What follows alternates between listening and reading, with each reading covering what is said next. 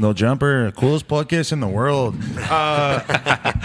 Roseman dared me to do that. Today we got Jackie Chain in here. Roseman to my left. We were just having an interesting conversation. Maybe we should just dive into this instead of going all the way back in your career. But Roseman said, how'd you end up in L.A.? Because you're from Alabama, right? Yes, sir. He said that, and then you just started to go into this crazy-ass story about you moving out here, starting a weed store and everything. So let's just dive right into that. You were on tour.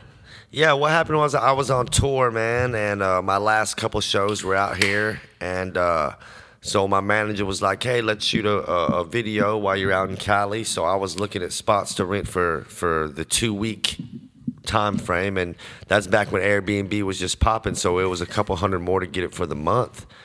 And I stayed out here for a month, and you know, me being a hustler and doing what I do, I made certain connections with certain people and really got into this weed industry, man.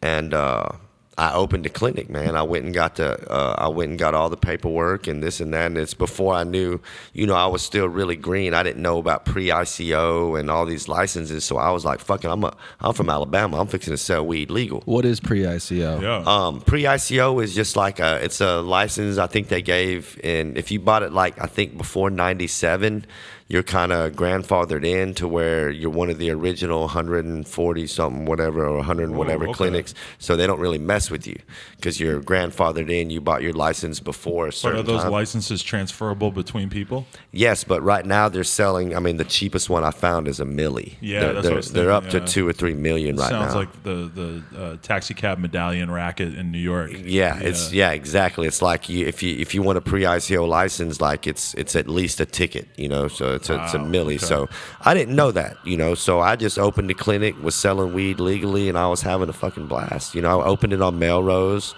and I was just down here literally chasing the American dream, trying to get on that green rush. And You it know? probably seemed really good at first. It was really good at first, you know. It had its up and downs, you know, and shit got real when the cartel came to me, you know. And so explain to us what this is like when the cartel decides they want to fuck with your business a little bit. Well, what it is you know, like I just got someone asked for me personally. I came in and Somebody like caught a body outside, by the way, Yeah, or yeah, they heard about our conversation and they're about to break the door down. It's going down, yeah. But dude literally had West Hollywood tattooed on his face. I'm in West Hollywood, so I'm not going against him on the fact that I'm in his hood, you know. Right. And you know, I'm a street dude, man. Like, you know, I know and I respect the laws of the street. So, you know, I paid the taxes, you know, and it was wild, you know. I've never had someone tell me so calmly, hey, man, you know, yeah, if you ever have a problem, call me. If you're at the club, someone fucks with you, I got you. But if you don't have my money, you know, I'd hate to see your place burn up and your friends and family burn up with them, with a straight face, calm as hell, just like he was asking me to lunch. Right. You know, and so I did not take that with a grain of salt. I accepted it. I'm not stupid. I know how the shit goes out down here. And it wasn't expensive, you know. It was just street tax, man. I'm selling, you know, at the end of the day, I'm selling weed on his block. And legal or not legal, I respect the laws. If somebody you know? has a weed store in LA, is it a pretty safe bet that they have to take care of somebody in that regard? I'm gonna put it this way: even if you got a hot dog stand on the corner, you're paying the cartel. If you got a taco truck, you're paying, like, yeah, it's like it's just, you know, it's just understood. It's no matter if you're, you know, Russian, Armenian, Korean, Japanese, whatever, like you know, at the end of the day, you respect the laws of the streets, you know, and it's just sort of like a unwritten rule, you know. Right. I mean, we're in a store right now, Adam. Yeah, but you're not selling weed. Okay. Like, Yeah. When you think about like, okay, you know, like it's somewhat legal, but at the end of the day, we're selling dope. We're hustling, yeah. like, you know, and so they want a piece of that, you know. Just like the taco trucks, I'm sure if you're a white guy and you open the taco truck, they might not tax you, but if you're Mexican, you know, like, Right.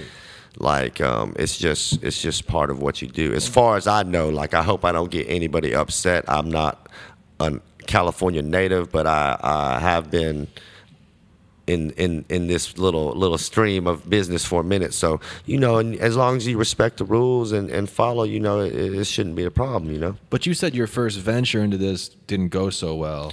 Well, because like I said, I wasn't pre-ICO, and I equate it to sort of like domestic violence, man. Like, you know, if your girl calls the police and says that you're beating her, the police are gonna arrest you, charge you, and then you're gonna sort it out later. Yeah. If you didn't hit her, then you prove that later in court. Same thing with weed. My neighbors, the neighboring business said that I was bringing people in and out the back, and so it wasn't a question of if I'm doing it. It's okay, we're Right. shutting you down. If you want to pay for the lawyers and try to prove it and keep, and what they do is they fine you $2,500 a day for every day that they catch you in there. So it was like, you know, some of these clinics are making 7, 8, 9,000 a day. So if they come in there, it's not a big deal to take a hit. For me, it was like, like it's a lot of bread, you know, like. And it was a learning experience. I can always say I sold weed legally. Right. I can always say I chased, you know, and it put me in touch with a lot of vendors and a lot of other people because, you know, I grow now. And it was a good experience, but it was definitely some real LA shit, man. But it turned you off to like, I don't want anything to do with the fucking business of being in the dispensary world? No, I know. I definitely, you know, I definitely would love to have a clinic again. But it would be more like, you know, there's so many laws that are changing and so many laws that might pass or might not pass Right. that right now is kind of a limbo area. Like if Yeah. you're, you know, maybe in 6 months or a year from now, it might be easier. But for me, I just like to supply the clinics with the weed, you know, Right. and do it like that. But yeah, of course, I would love to open a shop again. Like that's. Is the front end or back end more like lucrative? Like, is the dispensary or the clinic more lucrative than the grower? Does it depend on like scale? Do Oh think, yeah, you like- got to think because like if you're a grower, you're making. I mean, on the average, you got $300 to $400 invested in a pound. If it's good, you're selling it for $2,000.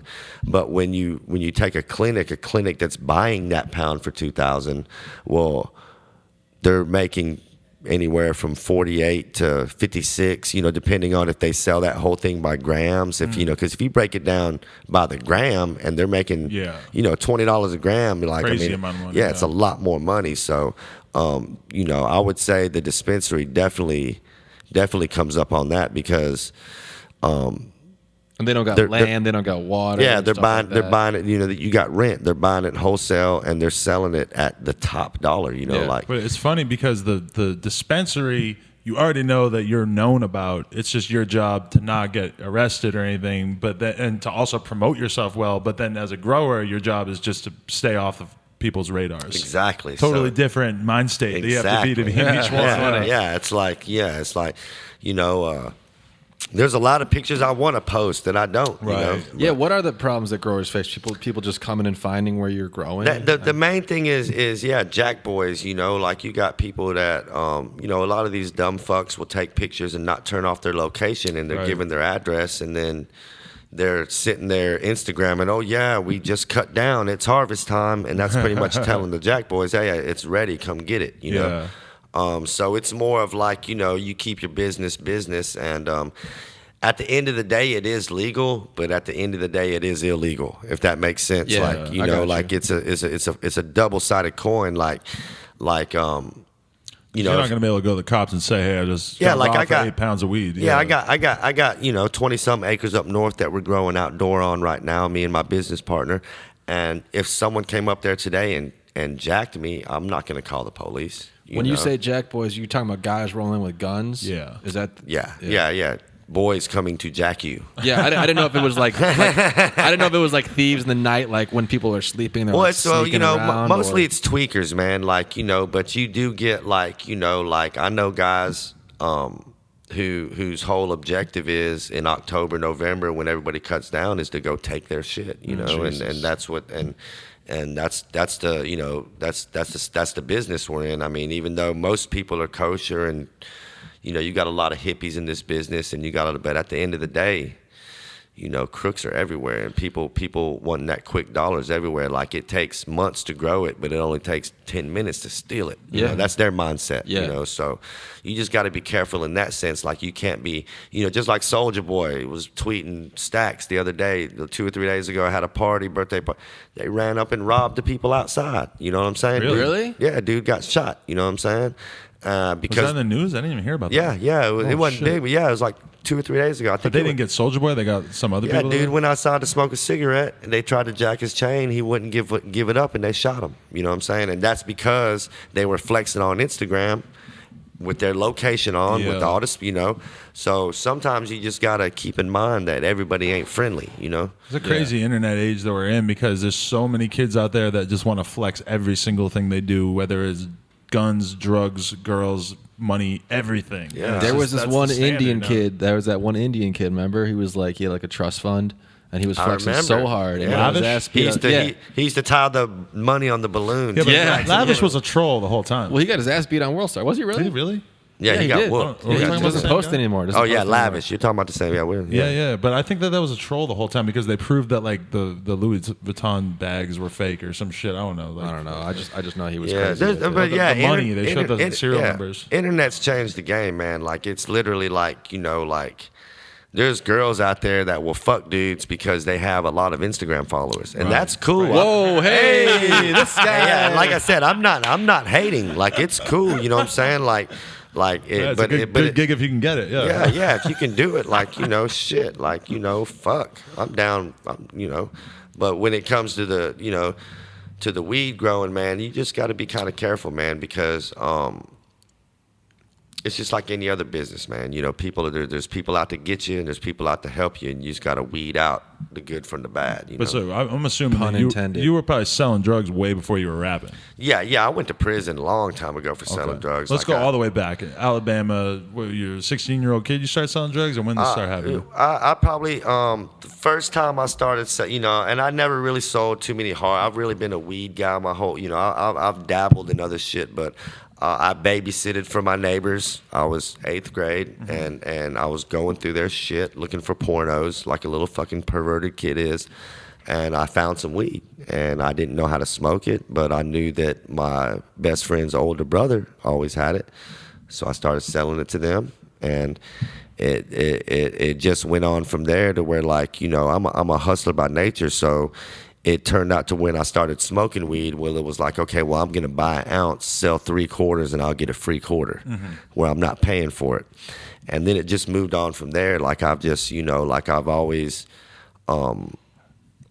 you know, I've always been into making the quick buck, but I work hard for it. Like it's not like it's easy. Like a lot of people think growing's easy. You throw a seed in a pot and it grows. It's not like that. yeah. You know, weed. The thing with weed, with the exception of crystal meth, weed is one of the only drugs that you can actually become your own plug. Like Right, nobody's growing poppy seeds and making heroin. Nobody's growing coca leaves and making coke in their backyard. But with weed, you can literally be your own plug. You know, and that's what I wanted, you know, like at the end of the day, everybody wants to be their own boss. So I was like, the weed is something that I can really, you know, get into. And I love it. I love the medicinal qualities of it, not just the fact that it gets people high, but I do. I'm a strong advocate for the medical benefits. Tuffy's fight. Big shout out to Tuffy. She's a girl in Washington who literally was having hundreds of seizures a month.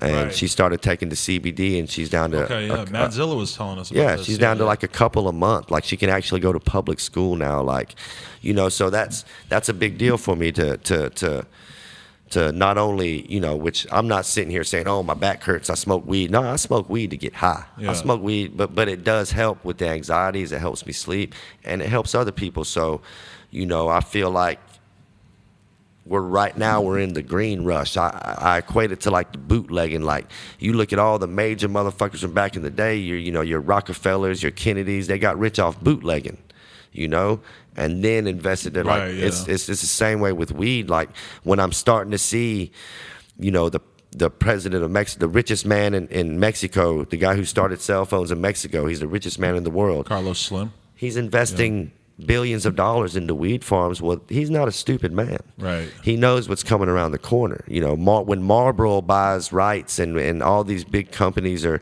well, then something's fixing to pop with this Yeah. green shit. You know, But so it's weird for you because you've been in the marijuana industry paying a lot more attention a lot longer than I have probably. So you've seen this all sort of bubbling up and like slowly starting to take place. But it's weird because I think we've all been expecting like rampant legalization to really happen for like 5 years.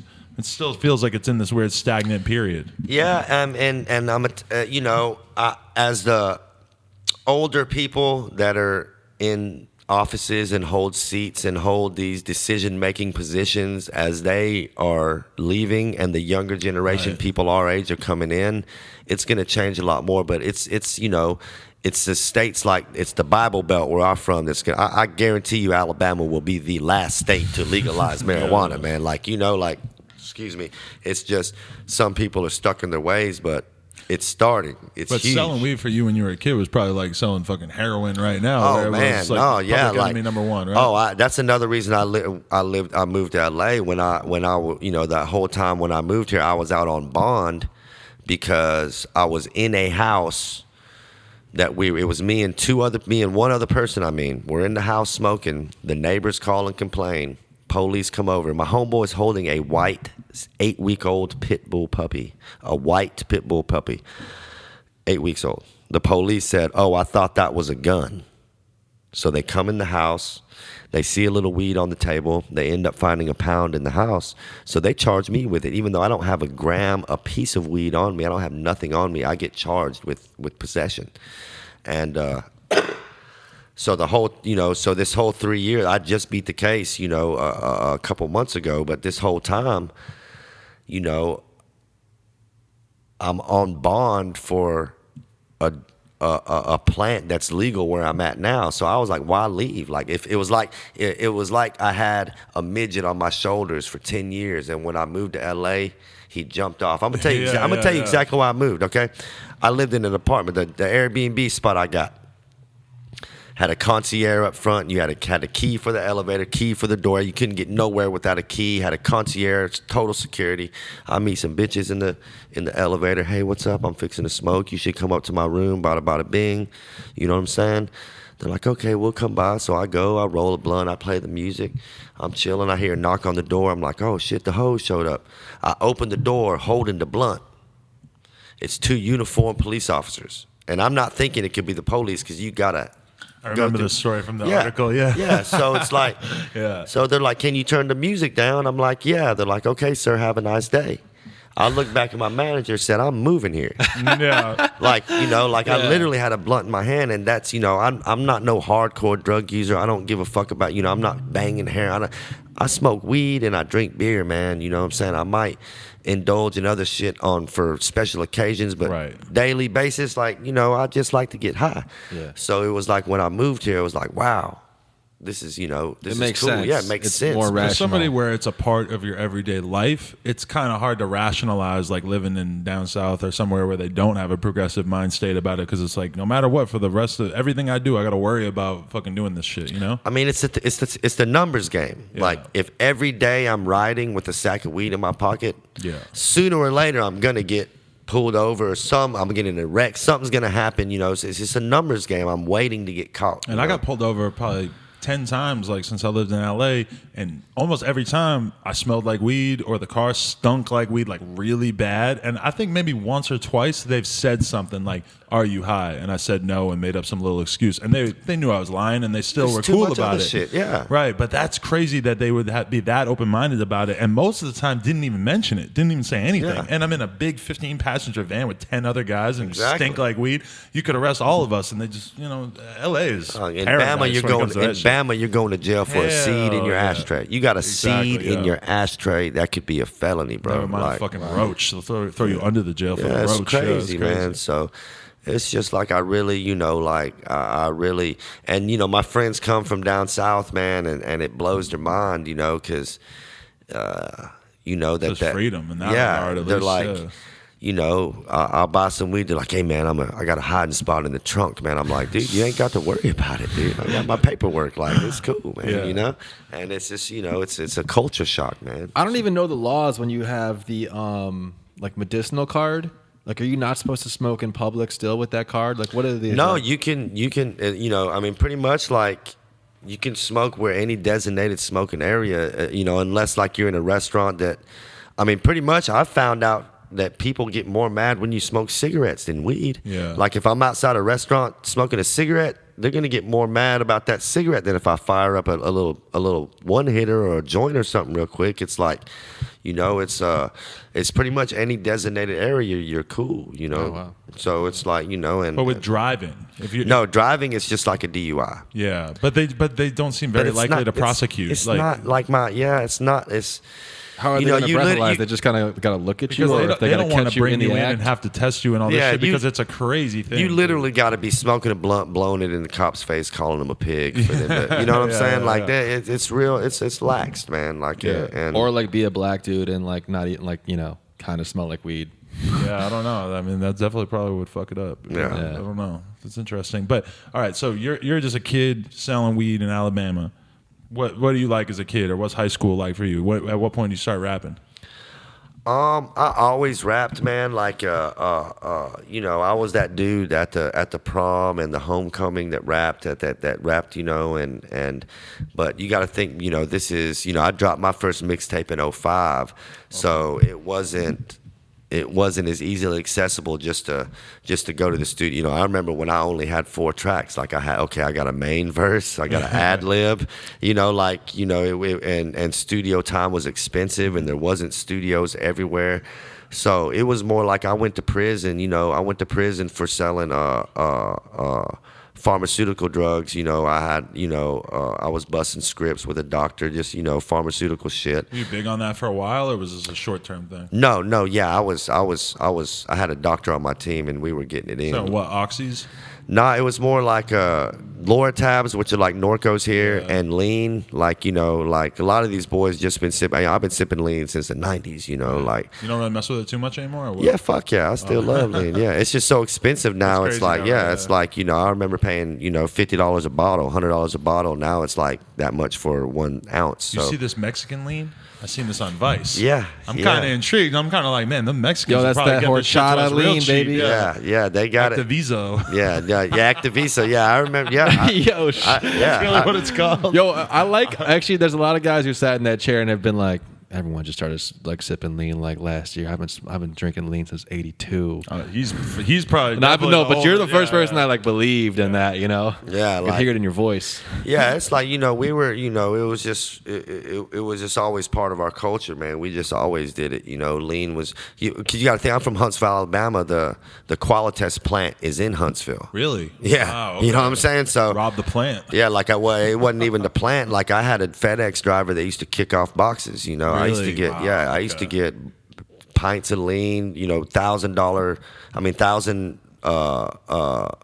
Loratabs, the Norcos with 1,000 bottles, milliliters or whatever? No, 1,000 count, like 1,000 shit. pills in one bottle. I used to get like 12,000 pills. Like, Has the like lean's popularity going up like caused the price to rise? oh fuck yeah. Well, it's Okay. the inavailability of it in general that Well, makes yeah, the price it's really go up. it's that, and it's lean is more of a novelty item now. Like me, I'm a real sipper. I'm a real, I pop Norcos, I sip lean. I'm a real, like, for me to get fucked up, I'm gonna need 3 or 4 ounces. You see what I'm saying? Like now, that's like a $200 or $300 a day high. Yeah. It's cool. It's just not something that I love that much, like, but it's a novelty now. It's like a Rolex watch, or it's like Right, a chain. yeah, It's it's a like, luxury okay, drug, yeah. okay, I got my chain, I got my iPhone, and I got my double cup. I'm ready. Isn't it kind of like how cocaine used to be? I mean, cocaine used to be real expensive, right? Yeah. Cocaine still is that when you Yeah. compare it to like doing meth or doing like some garbage ass But I feel shit. like coke is everywhere, man. But like I know, yeah. Here You're in it LA. is. But, Yeah. but it's like when they stop making activists, they stopped making activists. So now, like a bottle of activists, I've seen a bottle of activists for as much as $10,000. Wait, why did they stop making it? Because of abuse. Yeah. Because Justin Bieber. What do you mean?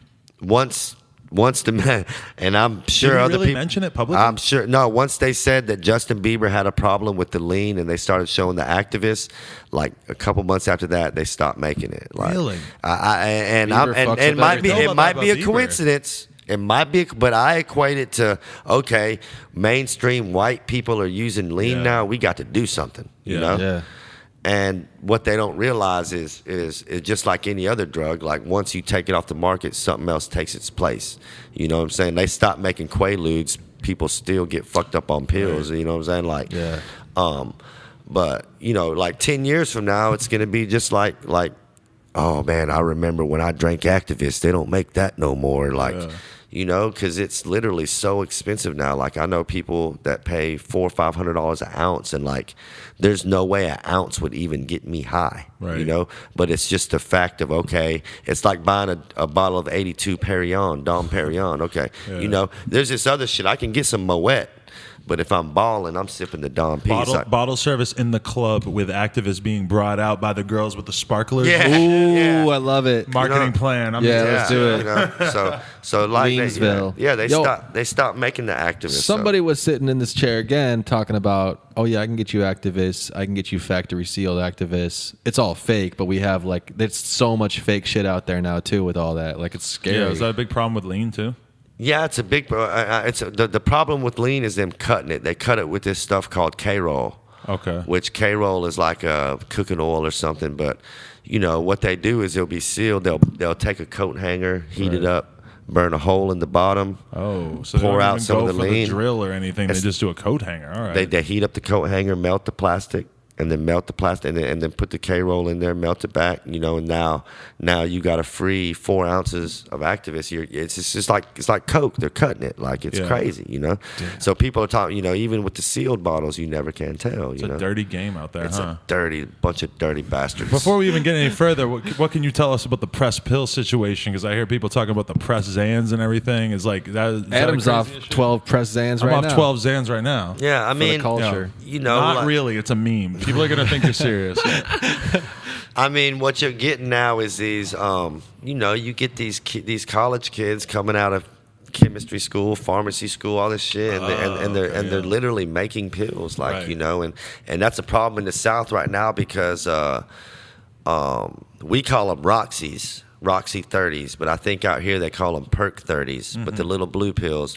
Okay. But they've been making the fake ones, and people have been, you know, if you eat them or you sniff them, it's cool, but people that mainline them have been dying. Oh, okay. You know, and so it's like this. It's a big problem with the fake pills now. Like people are literally, and a lot of it's coming from Mexico too. Because it's like, stuff you can eat, but then if you were to shoot it up, it's like totally different. It's totally Oh, different. You see okay, what I'm saying? wow. Like you can eat it, and it might, you know, like what it is they're using heroin and different things to cut it, so you're still getting that opiate to where you're not getting sick, but when you bang it, and they got that other shit in there, you never know what, you know. So you got motherfuckers falling over left and right behind that shit, man. You know, That's intense. Kids, don't do drugs. don't Don't listen especially to what we're talking about here. Yeah, weed, man. Do weed, man. Do weed, yeah. All right, so you got locked up for doing these script scams and all this bullshit. Yeah. How long you go to jail for? I did about 18 months, a little over. I did like a year in the county. Then I went to prison, man. I had an 18-month sentence. And that's really where I started rapping at, really to pass the time. And Just bored as fuck. being out there? being from Alabama, I was only one of, there was 3 Asians at my school. Me, another half Asian, and then 2 regular Asians. So we all made 3. Like it was literally no, like, you know, no Asian. So same thing with the prison systems. It's not like, you know, here you got mostly Mexicans, blacks, little whites, and everything else mixed in. But in Alabama, it's black or white. Right. You know what I'm saying? So me coming in as an Asian, I got called everything in the book, you know, when we rapped, from, you know, Mr. Miyagi to Bruce Lee to, you know, whatever. But that Alabama slang, Jackie Chain, you know, Jackie Chan turned into Jackie Chain, you know. And so when I got out of prison, I'd be with my homies from the street, and I'd run into someone I was locked up with, and they'd be like, "Oh, what up, Jackie Chain?" You know. Were you opposed to this nickname at first, or did you always see the value in it? No, what it is I was in a freestyle battle, and a dude called me Jackie Chain looking motherfucker, whatever, and I flipped it, and I made it my name. Right. And I just flipped it like, you can't use that against me no more. That's my name. I think it might be one of the most ingenious rap names I've ever heard love in my it. life. I've heard that a lot. I've heard Yeah, that I a love lot. it a lot. It insulates you against all the most obvious criticism. It's like, yeah, I'm Asian and I'm fucking fly as fuck. I'm off the Fuck fucking you. chain. Yeah, that's exactly what I did. So I went to where, you know, like, I took it and flipped it into my name, you know. And so when I got out of prison, you know, like I said, I'd run into people, hey, what up, Jackie Chan? What up, Jackie Chan? And so my homeboys started calling me that, and it just stuck, you know. And How old were you when you went to prison? I was 19. And did you go in with a game plan? Did you like, all right, how do I get through this? Is it gonna, you know, or did you just kind of like keep your mouth shut and kind of learn as you go? Well, kind of like, man, like I was I was already a local celebrity, dog. Like I was even before the rapping shit. Like I always had the donks. I always had the big whips. I always had the bitches. I'm in the club. I'm the one popping the bottles. You know what I'm saying? So you weren't too concerned. So when I went to, it was, I hate to say it, but it was like a boys camp. Like it was like sort of summer camp. Like I got to kick it with my homies. I didn't really have no problems. You know, I saw a bunch of people that came in and it was hell for them.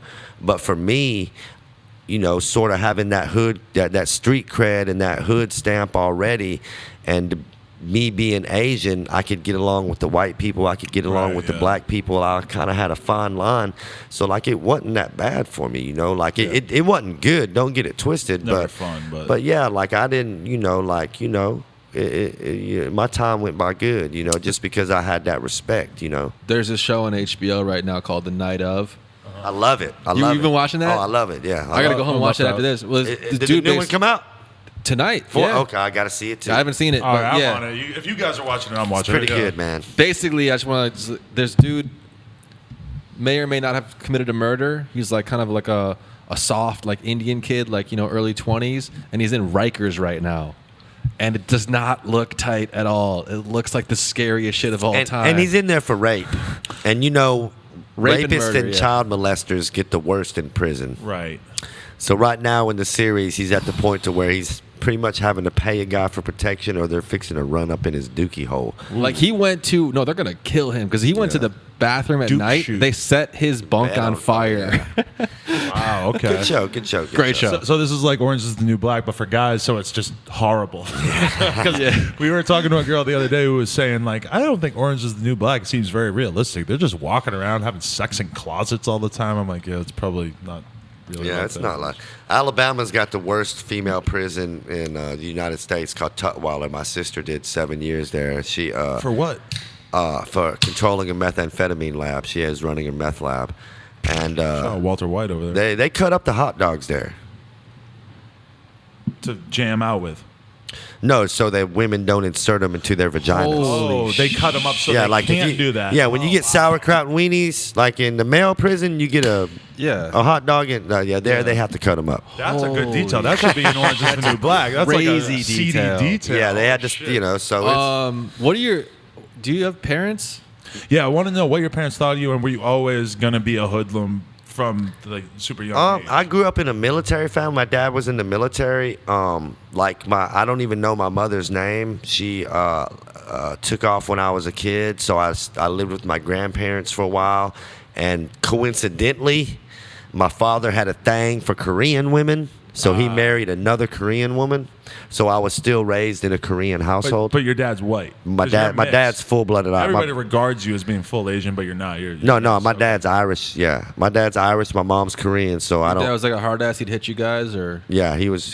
The belt came out, Jesus.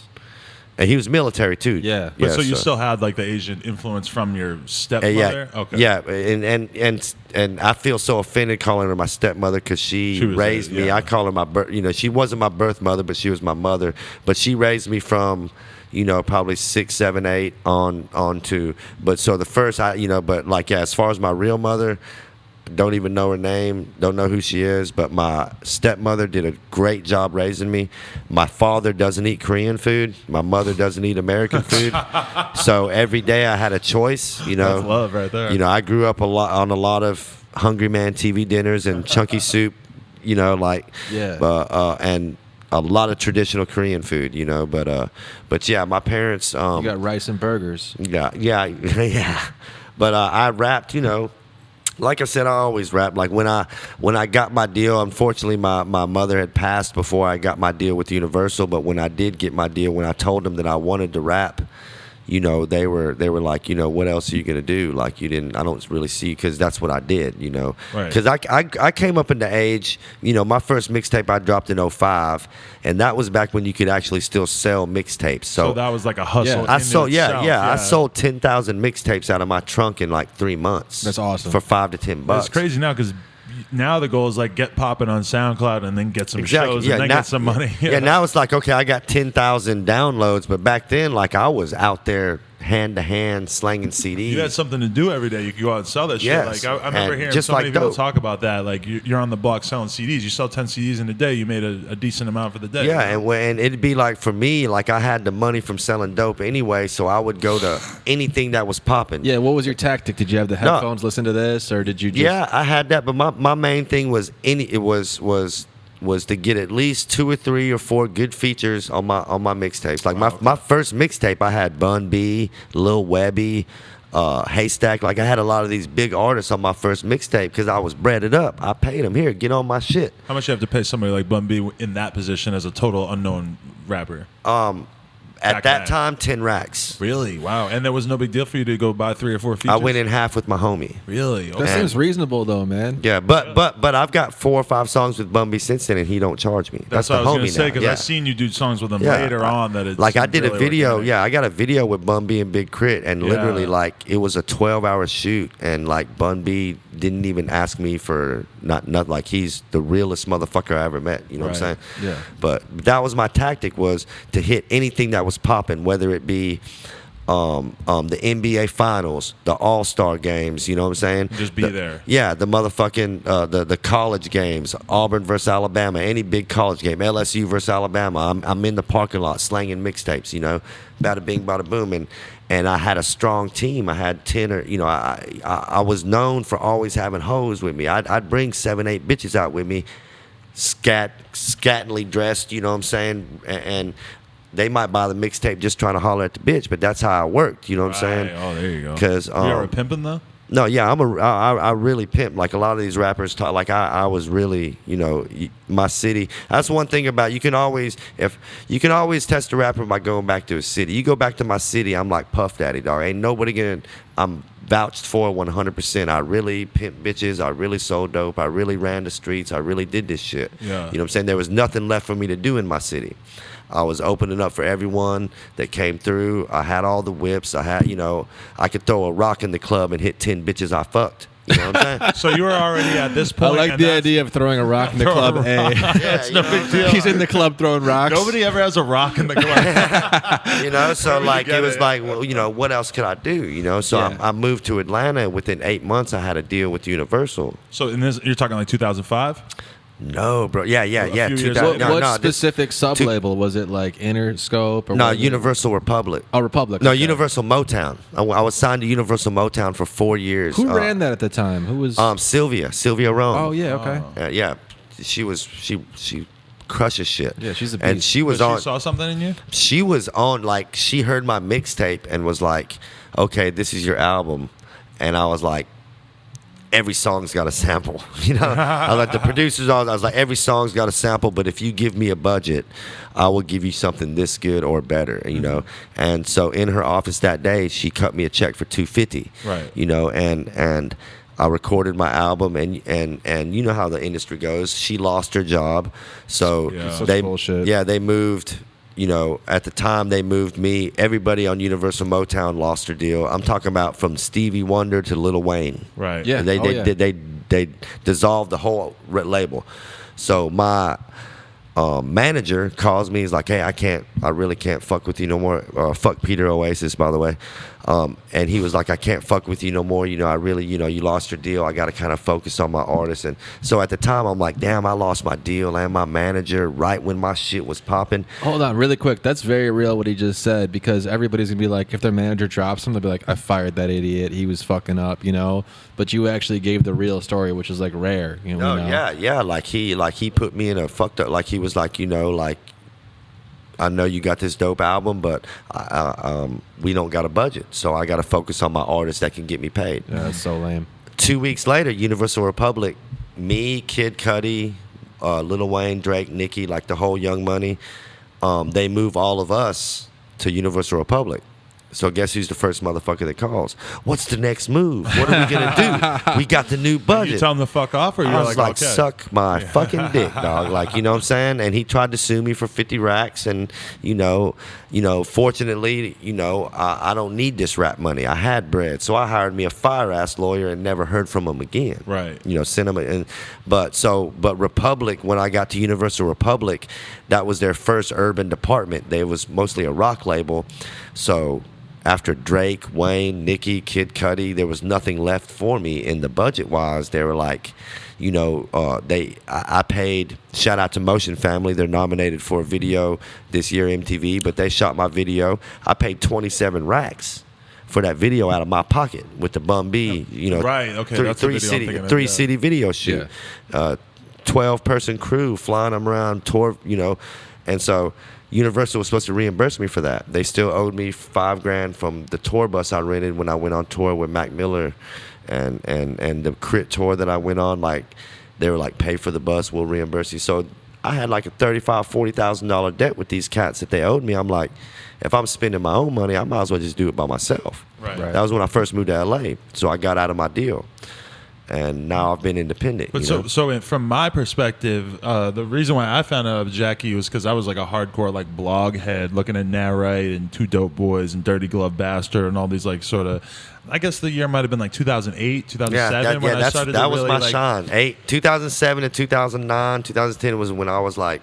And probably for a lot of people, I had the same reaction that a lot of people had, where I was like, Jackie Chain, and saw you and was just like, I gotta listen to this guy, and then was taken aback because he sort of like fit very well as like a natural like evolution of like Paul Wall, Slim Thug, like that whole era of shit that was coming out down south, and he was just like like you, Crit, like a lot of the dudes who were coming up at that time.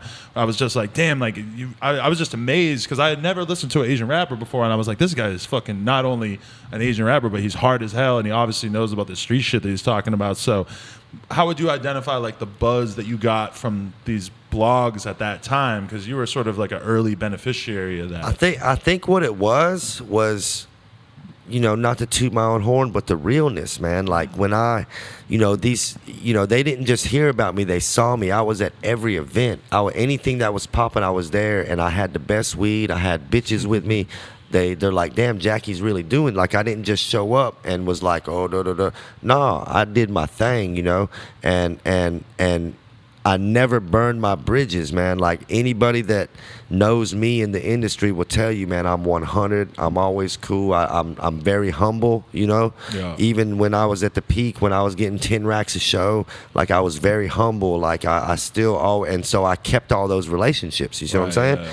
And it was just like, when people met me, they fucked with me. Because it's like, you get a lot of people that are hot and they ain't never had shit, and so they get in this whole thing. But like I've been had money.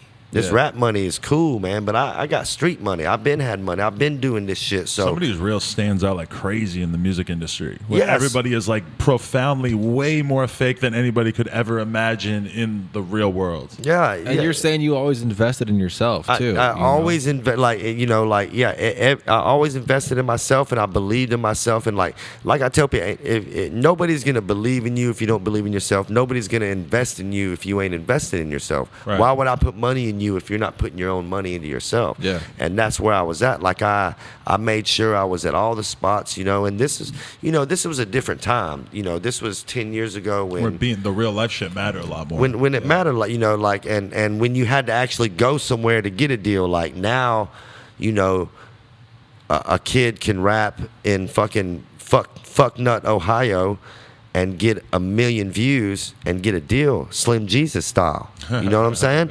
And Rest that's in peace. Yeah, and that's cool. And that's cool. I respect that. But I actually went out there and put in the footwork and the grind. Yeah. And like showed motherfucker and came with it. You know what I'm saying? And like all these are like, even my last mixtape, I got songs with Riff Raff, Bun B, Ty Dolla $ign, Chevy Woods, Ritz, Yellow Wolf. I didn't pay for none of them fucking features. Yeah. You know what I'm saying? Like those are.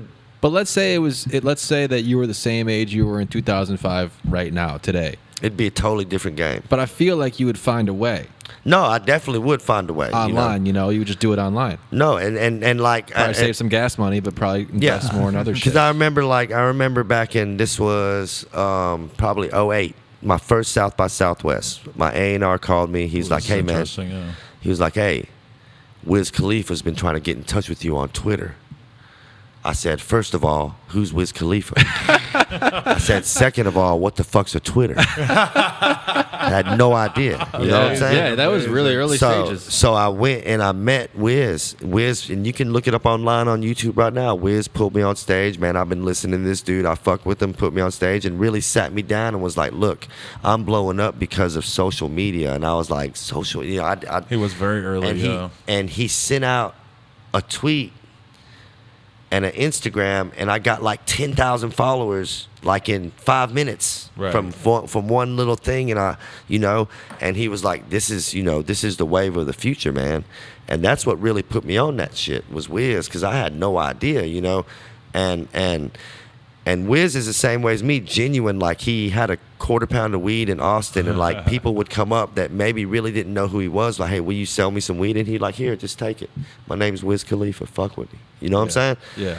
And I respect. Wait, Wiz that, Khalifa man. smokes weed? Oh, That's a little bit. that's a a joke. little Handing bit, out a little couple bit. grams though to make a fan, that's some real dedication right there. I ain't giving a motherfucker a gram for No, I nothing mean, ever. yeah, no, and I mean, like, he was like he, and Yeah. he was, and that really, so if I was an artist nowadays that coming up now, like my main thing would be, like, I don't like artists, you should have a video for every song. Yeah, I 100% agree. Like, if you got 12 songs on your album, shoot 12 videos, man. Yeah. It ain't expensive no Because kids more. hit me up every day, all day, trying to get an interview off of their songs on SoundCloud or whatever. It's like, you need to at least have a bunch of videos. It's a visual, man. Yeah, You got to yeah. have visuals, man. Like, like the day people want to see what they're hearing. Exactly. Because It's they such a difference, can.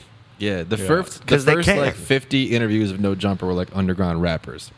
A lot, right? A lot. large percentage. yeah. Large percentage. So a lot of underground rappers and people into that scene watch this, and they're always like in the comments like, how do we get on this? What's the process in the studio? How do I, like, they want to know how to become popping or to the point where they can get on No Jumper, I guess, Well, see, that's how y'all came up. Yeah. Because y'all picked artists who the bigger motherfuckers weren't quite fucking with yet. Yachty, But Suicide Boys, everybody knew about it. The streets were fucking with it, and you gave them an outlet. Like, there's probably a lot of people that were on your show where that was their first, kind of their first interview. You know what I'm Wasn't saying? that Yachty's first interview? yeah. See what I'm saying? Like, that's, like you when you have that ear and when you have that talent to see what's gonna pop next, that's what's gonna bring you to the next Here's the level. funny thing, real quick, is that like Yachty's so in it right now that he can't give this like sagely advice we're getting right here. But you that's know? what's funny is that Yachty's so popping now that nobody will ever give me credit for doing the first Yachty interview. Which is funny though, because you that's one thing I realized, you never get credit for being first. Well, Because people forget what do you right mean away by that you were, because Yachty now, if I'm like, yeah, at a Yachty interview, people are gonna be like, oh yeah, but Yachty's huge. It's like, oh, like, of course you knew to get a Yachty interview because he's huge. But like, I hear he had you, like yeah. 10,000 followers, or like 5,000 followers, or some shit. Yeah. Like, he was not like what he is now at that time, even though it was 4 months ago. Right, yeah. Which is kind of That's a weird. good You point. never really get credit for being first. Yeah. You know, like, No, Wiz yeah. Khalifa will never get credit for wearing tight ass pants. You know, or like, or Kanye or whoever like was, like broke down the doors of like wearing tight pants as a rapper. Yeah, like, people will be like, "Oh, you signed Wiz Khalifa? Of course you signed him. He's got massive hits." It's Yeah, like, yeah. no, It's we like, had to sign him, develop him. Trust work me, on the there was a radio. time when he was not Yeah. who he is now. Yeah. It's kind Yeah, of because if you would have showed me a little Yachty video 6 months ago and told me he was finna be as big as he is now, I would have said no. But you saw it and said, nah, this dude's got something. You know what I'm saying? So, and I got a radio show too. Shout out to Ballers Eve. Yeah, shout out to Ballers Eve. We got to talk about that for sure. And so like people like us, man, like we got to have that Right. that sort of, it's like you would make a perfect A&R for a label. Any labels out there that need A&Rs, holler at my boy. Like, Do not holler at me. I have no time to give you, but I appreciate that shout out. but like that's what people like, to have that talent to be able to, okay, this guy's got something. Just like Riff Raff, like you know, a lot of people like I was the biggest. I'm never a hater, but I was the biggest. Like, man, this dude's a joke, you know. And then I really talked. This is a while back now. I'm talking about years ago, and I talked to some people, and they're like, "No, Riff Raff's really from the hood. Like, he's from Acorn Project or wherever he's from in Houston. Like, he really." And I looked at it from a perspective like, I saw how people reacted to him. Like, he's an entertainer. Yeah. Like, you know, he's, you know, like. Everybody can't be a gangster and talk about killing people, and everybody can't be a drug dealer, and everybody, you know, this dude. I found out that every time I hear him, I'm smiling, I'm laughing. Exactly. You know? Totally. You watch his vines, you laugh. And that's what and that's what he does, you know. And a lot of people, you know, Diplo saw that in him. A lot of, you know, and so to have that knack or that talent to pick it out, that's why your show's so successful, and that's why you're gaining the momentum that you are, because y'all fuck with the underground artists who are blowing up 2 or 3 months after you, you know, and that's what's going to take y'all to the next Shout level. out Diplo too, a close personal Close friend. personal friend. Yeah, Oh, of the Diplo, show. yeah, he remixed my first single. I did a bunch of shows with Diplo. He brought me out. We've never met him, we but just we consider like him close friend. close of the podcast, personal friend. yeah. We feel like We're Eskimo yeah. brothers with him, so we feel like we have Yeah. a Oh, bond. we fuck share, yeah. we Man, share. I'm sure you are too. To be honest with you, we're a lot of people in the industry probably asking me, Diplo ran through them bitches, boy. Shit. Hey, if Diplo got something, everybody in the city got something. So apparently Diplo ain't got Hey, if something. Diplo got Zika virus, I got Zika virus. You know what I'm saying? All right, but so I remember reading in this awesome article that we could talk about in a little bit that Drew Millard did, but there was this whole crazy thing with Kid Cudi where he had a song on his album that you were on, Rollin', and then at the last minute he said he wasn't going to do a video for it because it was about doing ecstasy, and he had basically gotten fucked up and decided he was going to get clean. Yeah. Well, pretty much what happened was I had the song rolling, and when Kid Cudi heard it, I was at that time just signed to Oh, Universal. so it was your song originally. Rolling? Oh yeah, that's Oh, my okay. song. And That's then- the song I got signed off of. Oh, okay. And so Kid Cudi wanted to jump on the remix. And so my A&R put him on the remix, and he put it on the Kid from Cleveland mixtape. Right. And it blew up, you know. Big Sean ended up jumping on the remix. Like a bunch of people started, you know, and that's literally what a lot of people think that's Kid Cudi's song, but that's my song. Oh, okay. And he was just featured on it. And so, of course, that's the song I got signed off of for. So my A&R was like, okay, fly out to New York. We're fixing to shoot the video for Rollin'. I'm like, sick. It's about time. Fly out there. Kid Cudi had just been doing that TV show, Made in America. Right. And he had just went through some drama. I don't exactly remember what it was, but it was something possibly drug related. And Basically decided they had to get clean. basically he was like, hey, I can't promote anything to do with drugs right now. I quit. I'm clean and sober. I just can't do it right now. And so that kind of fucked me up, you know what I'm saying, as far as like The momentum that you had Yeah, the going, momentum, yeah. because like I never even released a video for that song. You And couldn't that was, do that video without him. Or I could have I could have done the original song with just me, which would have been the move, but the label felt like I needed a cosign, so they shot the video for Parked Outside featuring Bun B and Big Crit, Okay. which I paid for. Did it ever pay you back? No, That's the expensive ass video we was Yeah, talking no, about before. no, and it is yeah, a that's- really fire Email me that video. invoice. I'll get it for you. yeah, that's part of the reason I got out of the deal, which I'm not tripping because Motion Family is my family. It was a dope video. It was on 106 in Park. It was on rotation in MTV. I definitely made the money back off shows, you know. But I just, you know, that was just like the one that got away. Like I felt like if me and Cudi would have shot that video, it would have been, you know, it would have been a really, really good look. So did you feel like, And Big Sean, I'll talk about some shit right now I ain't never talked about, man. let's hear it. Yeah, because Big Sean was in Atlanta one time, and I was like, hey, homie, you know, if you're in the city, you know, hit me up or whatever, you know what I'm saying? Because he had been performing Rollin' all over New York when he had got on the remix, all over. And I was like, you know, if I'm in Atlanta, you're in my city, you know what I'm saying? If you do that song, let me know. I'll come out and rock it with you. And he never hit me back. And my boys were at the show. The second song he did was Rollin'. So I was like, damn, this motherfucker's performing my song, this and that. So when I'm in New York to film the Kid Cudi video, he drops a video for Rollin' that's just his verse. and he's like in the studio, like acting like he listening to the original Gucci Mane song that I took the hook from. Because I put that, shout out to Block Beaters, but I came up with that sample. I came up with the hook idea, everything. So he acted like he was listening to like he came up with the beat, and then it went into just his verse. So I was hot, fucking. So I called Universal, and they opened the door, which had about 12 Chinese or Korean dudes sitting in it on computers. And within 2 hours, that song was off every website there is. Really? And I've never seen it again. Like Really? like they totally made that video. They sent him a cease and desist letter, and totally made it. But at the, to my defense, I was in the city to shoot the video with Kid Cudi. So I'm like, Right. why are you dropping a video to? That's like extra you know what I'm weird, saying? yeah. But That's yeah, crazy. I never told nobody about that. But yeah, That is, yeah, because labels do kind of have that power. Because like when Taylor, Oh. this is going to be a weird story, but when Taylor Swift did an Apple exclusive, you could not find that album anywhere but on or Apple Music or whatever. It was insane. Not Zippy Share. I did the same thing with the Lemonade shit. Like everybody kept talking about. I still ain't seen it, but the Beyonce Lemonade. The video version. Yeah. No, I Yeah. downloaded the audio version, but I haven't seen the video version. I yeah. tried to look for it, and they did a good job about keeping that. I still ain't seen it. I love that 12 Asian dudes on computers in a closet. I thought No, it was it's going to go literally- in a different direction where I thought that they were going to be like say something offensive to you in comparison to the Asian dudes in the closet or something. I was like, they were like, we need this video off every website, and like, like it was gone. Like them dudes hacked the shit out of it. Like I was like, Wow, okay, that's crazy. Universal got a little. That is the crazy thing about like artists and egos and like who gets credit and what actually happened in the studio versus songwriting splits, and like everyone tells their own story. When you deal with like hit songs or stuff that's going to be really hot, everyone's like, oh yeah, I knew there's going to be a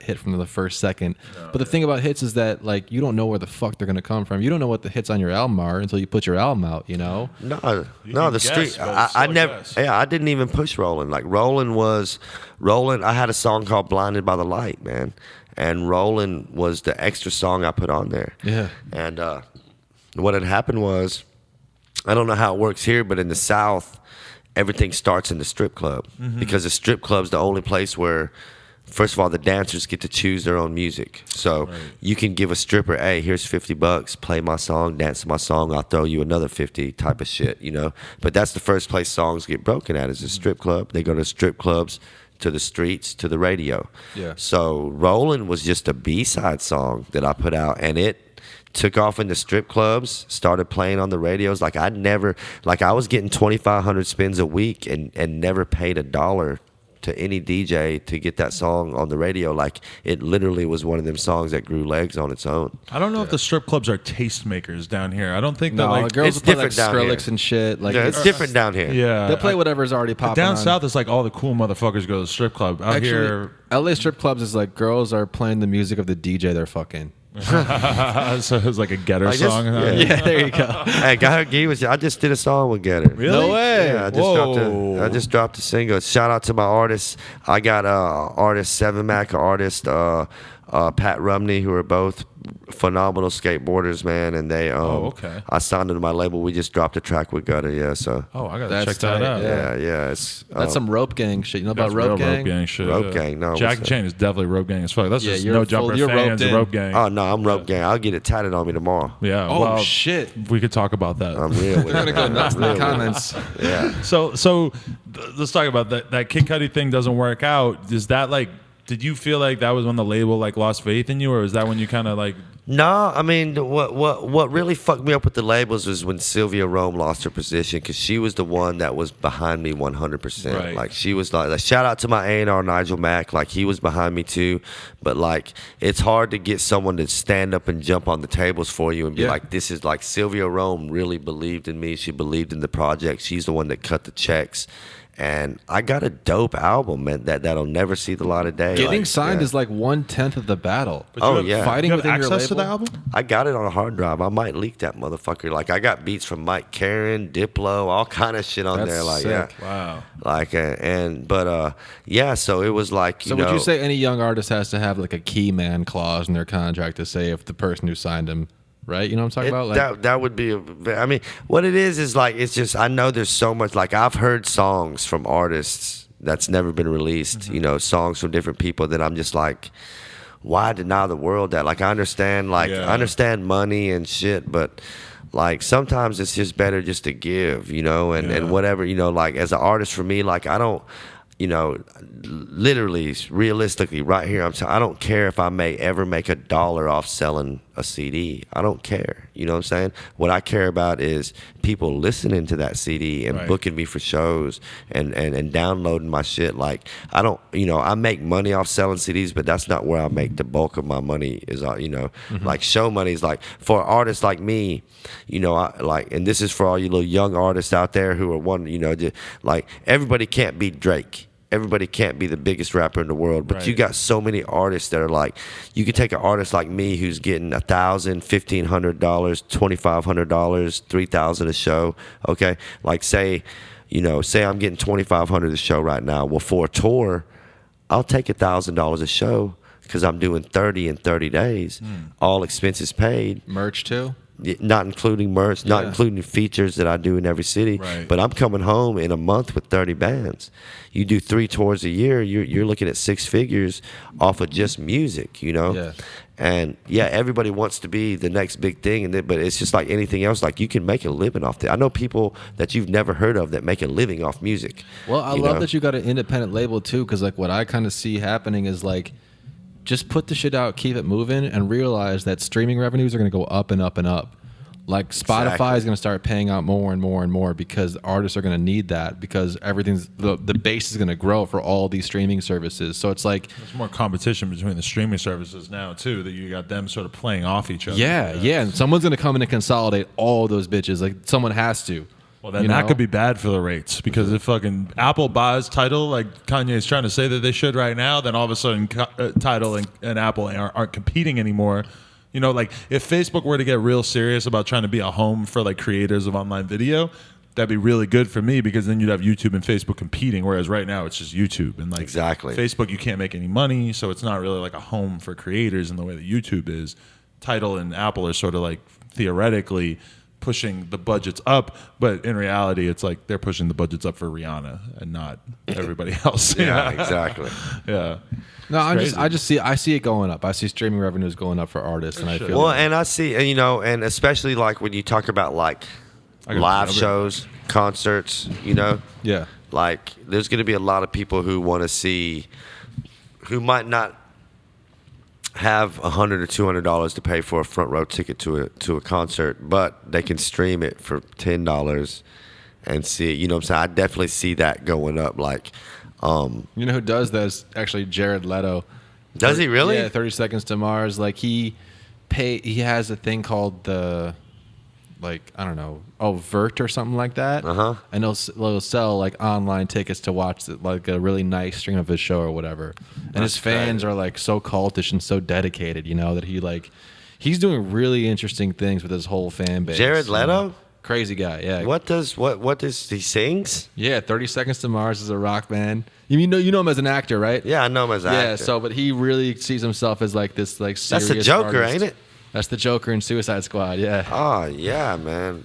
He'll do a thing where like his fans can come to like a 3 or 4 day like summer camp with his whole band, like all these weird like extra fan experiences, you know, like it seems lame, like, oh, I got to buy a VIP package to meet my favorite artist or whatever.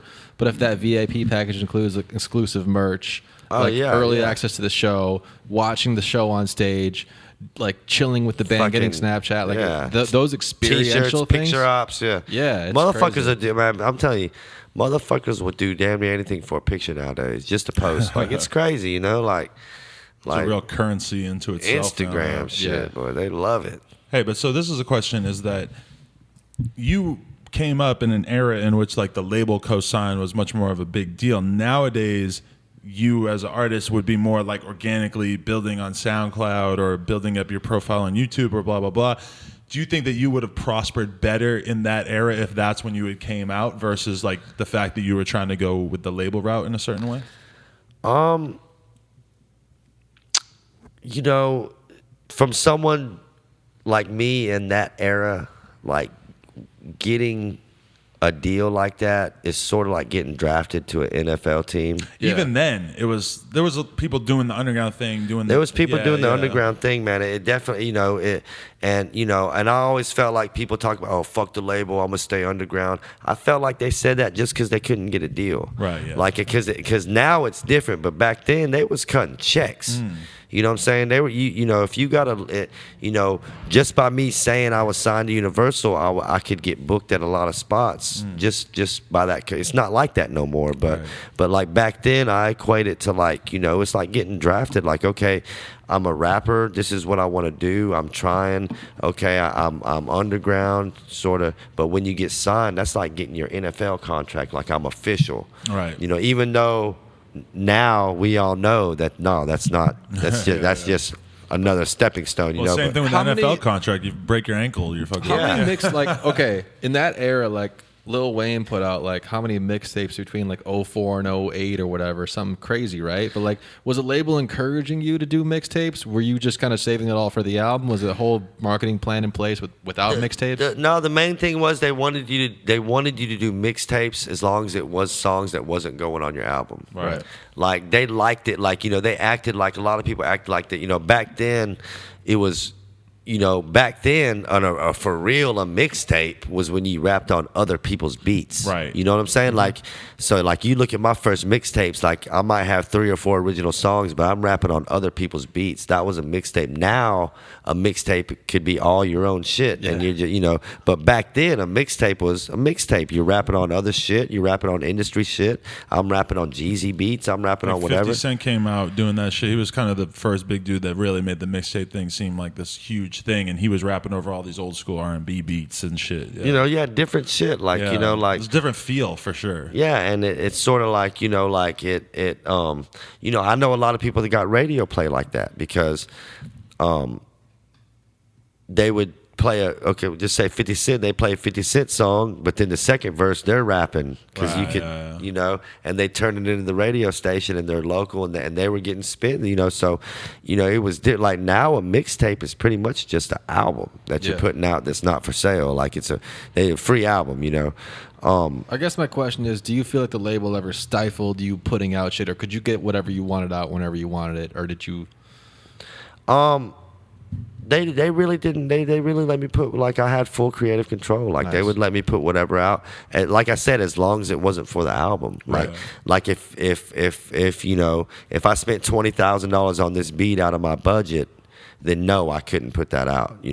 But anything that I recorded, like they didn't. They were all about getting it out because that's what was building the hype back then. Like, even now, like Gucci Mane's huge because even in jail, he dropped more mixtapes than most motherfuckers dropped their whole career while he was in jail. Future is consistent because he drops mixtapes. When you drop a mixtape, when you're consistent like that, if you drop one mixtape a year, well, every song on that mixtape's got to be good because it's got to last me a year. But if you're dropping 6 mixtapes a year and you got 3 or 4 good songs, that'll tie me over to your next mixtape. You feel me? So people that were consistently dropping mixtapes, the label didn't care because it was just building up. The mixtapes were free, but they knew when the album come, if all these people are downloading your free mixtape, well then possibly they're going to buy the album if they're fans, Was there ever a moment where you decided, like, I'm just disillusioned with the music industry, I'm just over this shit, where you thought about really taking a step back from it? Or was it sort of more like, now I'm just going to focus more on doing my own thing on a more underground level? I mean, like with me, like with the rapping, man, it's never really been about the money, Right. I've always, I've always made my money anyway. So with the rapping, it was like I love the feeling of being on stage. Like I love, I don't know how many tours I've done. I've done multiple dozens, maybe not hundreds, but I've done dozens of tours. And the feeling of being, like when you see people that like when I see people in the front row that know the words to my music, that's what I love. Like of course. You don't gotta tell Adam and we just played the Roxy on Friday as DJs, and they knew all the words to those Chief Keef songs we were playing, so that was cool. No, I'm just saying it is kind of like we were like very low level, like opener, but like it's kind of cool standing on a stage and seeing kids rock out to whatever if you're just pushing a button or shit, Even when because you know, I just started headlining my own tours the last couple of years. Like my first tours was open. You know, I opened up for Freddie Gibbs, Big Crit, I did a big tour of Mac Miller, like different people that I'm actually opening up for. It's different than when, like, I'd rather do a show for 150 kids that are there to see me than 5,000 kids that are there to see someone else. Right. Because them 150 kids gonna rock out with their cock out and fuck with me, you know. Lose their and I shit. know they're there for me, you know. Yeah. So like when I do tours, like I don't want people to get it misconstrued. Like I'm not talking about like I'm going to arenas. Like no, Jackie Chain does a Chitlin circuit. I do these 150 to 500 capacity venues that in these little towns that are smaller that a lot of the big artists don't hit or that I got a big fan base in. Like Woodstock, Illinois. I kill it in Woodstock, Illinois. You ever been to Helena, Montana? Helena, Montana. Helena. Helena, I have been. You have, yeah. Yeah, I have been. Montana, I remember Montana was, the one thing I remember about Montana was I ate at a McDonald's, which I don't eat fast food no more, but it was like a postcard. Like they had tables outside and I was like, this is like a postcard, like Yeah. the mountains, and like this is the Crazy. most beautiful McDonald's I've ever seen in my life. Because I was a Like, tour manager, and the kids in that town went crazier than any other town in the fuck. Because they don't get much there. Yeah. That's It's what like I'm going to They're saying. like, Europe. They thanks don't- for coming. You know? Yeah. It's like going to Europe, exactly. same thing. Like I was just in Greece and they were like, yeah, we had an Onyx concert a year and a half ago, and I was just thinking, I'm like, Yeah. I'm like, I can't even imagine. We're anybody- overstimulated in LA. We're Hey, over. Hawaii's like I just got back from Hawaii, and the guy that was booked before me was Mike Jones, you and I go, was like, yeah. whoa, I hope I'm Who? exactly. So I like, you know, like, but like, I like doing them shows. Like, I would much rather do a show with 200 fans that came to see me than 5,000 kids who are waiting for someone looking else on their to come phone, on. being like, "Come on!" Like, You like- can yeah. maybe convince a tiny percentage of them to check you out. No, on SoundCloud, I've always tried to tell, like, I work with artists, and I've always tried to tell kids, like, they're like, I want to get an opening slot in a big tour. I'm like, you're not gonna build your fan base on the road. No, that's It's a- 2016. that's the toughest Are you gig in the fucking world, kidding me? doing that like, opening gig. I'm like, let me ask you this question. What's the last artist you saw in concert, and how did you find out about that artist? And they're like, I don't know. I saw 21 Savage. My friend told me about him. I'm like, yeah, your friend told you about him. And where did they hear him? Oh, no, online on a blog or something. Or, you know, it's like kids think that, man. if I get in front of 50,000 fans who are going to like love me, it's like, no, they're waiting for that guy that they heard about from their friend from And online. it's a and good they- chance if you can get it, but it's definitely not like your defining Yeah, I moment. mean, you literally You're got not gonna break that You way. literally got to kill it. yeah, You got to Yeah, kill exactly, it yeah. and show you, and you got to have merch, and you got to have CDs that you're giving out, and then maybe 2 or 3 months from now, in that city, you'll have a fan base. But like, you know, like You have to be- I have artists, and they're the same way. They're like, man, if I just could get on a tour and show people, and I'm like, dude, you can show people on your computer. You got millions of people that can look like. Put shit out. That's what I tell artists. Put shit out. I don't care if you put out a video every week. I remember Riff Raff was dropping a video every week. It seemed like Yeah. you know, yeah. like Gucci Mane dropping shit. Like people that are consistent. Like if you're shit, you're shit. You know, and nothing's gonna help that. But if you're good and you're consistent and you build your fan base, that's what it's about. Like it's about having. You know, everybody can't have a cult-like following, but I feel like someone that's a Jackie Chain fan is going to be if they were a Jackie Chain fan 10 years ago, 5 years ago, 5 years ago, from 5 years from now, 10 years from now, they're still going to be a Jackie Chain fan. You know what I'm saying? Because it's Yeah. like it's just like with me, like there's certain artists that come and go but if I'm a fan of someone, I don't care if I haven't heard from nothing from them 3 or 4. Like I love Tila. I don't know if y'all know Tila. You know, I'm just thinking someone random, 8 Ball and MJG Tila. Like he hadn't put out nothing in 10 years. If he dropped an album right now, I would fucking check it out.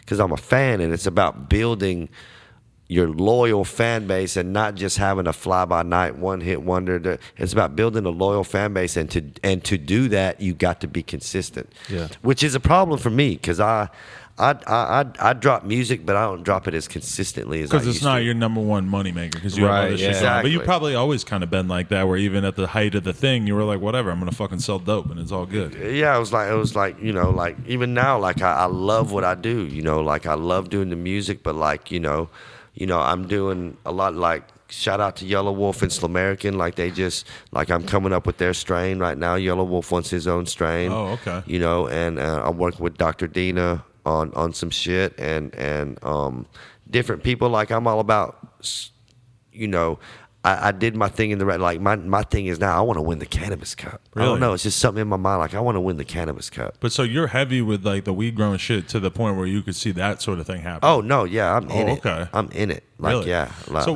to what extent do you like take care of the plants? Because I've known people in my life that had grow houses that became fucking psycho weirdos sitting in their house fucking working on the shit all the time.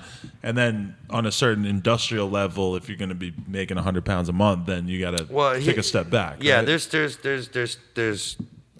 there's two sides of my shit. Like my one shit is to generate weed to sell for Right. income, like mass producing, and like that's what our properties up north are for. That's what but then you got your project, say at your house or your warehouse, or that's like You're a shit. that I take pride in, that I want this to be the best. I want this to look good, look to smell, look, smell, the weed structure, everything. I want it to be perfect. So it's like I'm on both ends. Like, okay, I got this shit over here that I'm mass producing that I can sell you pounds of. Give me goddamn 1,500, you can get a pound. But this shit right here, this Jackie Chain OG, that's 3 racks. Yeah. That's 300 an ounce, no questions. Like I'm if you want surprised you're that. not smoking on this interview. I didn't know if we could. I got Oh, weed. we could do that, yeah. Oh yeah, let me roll up.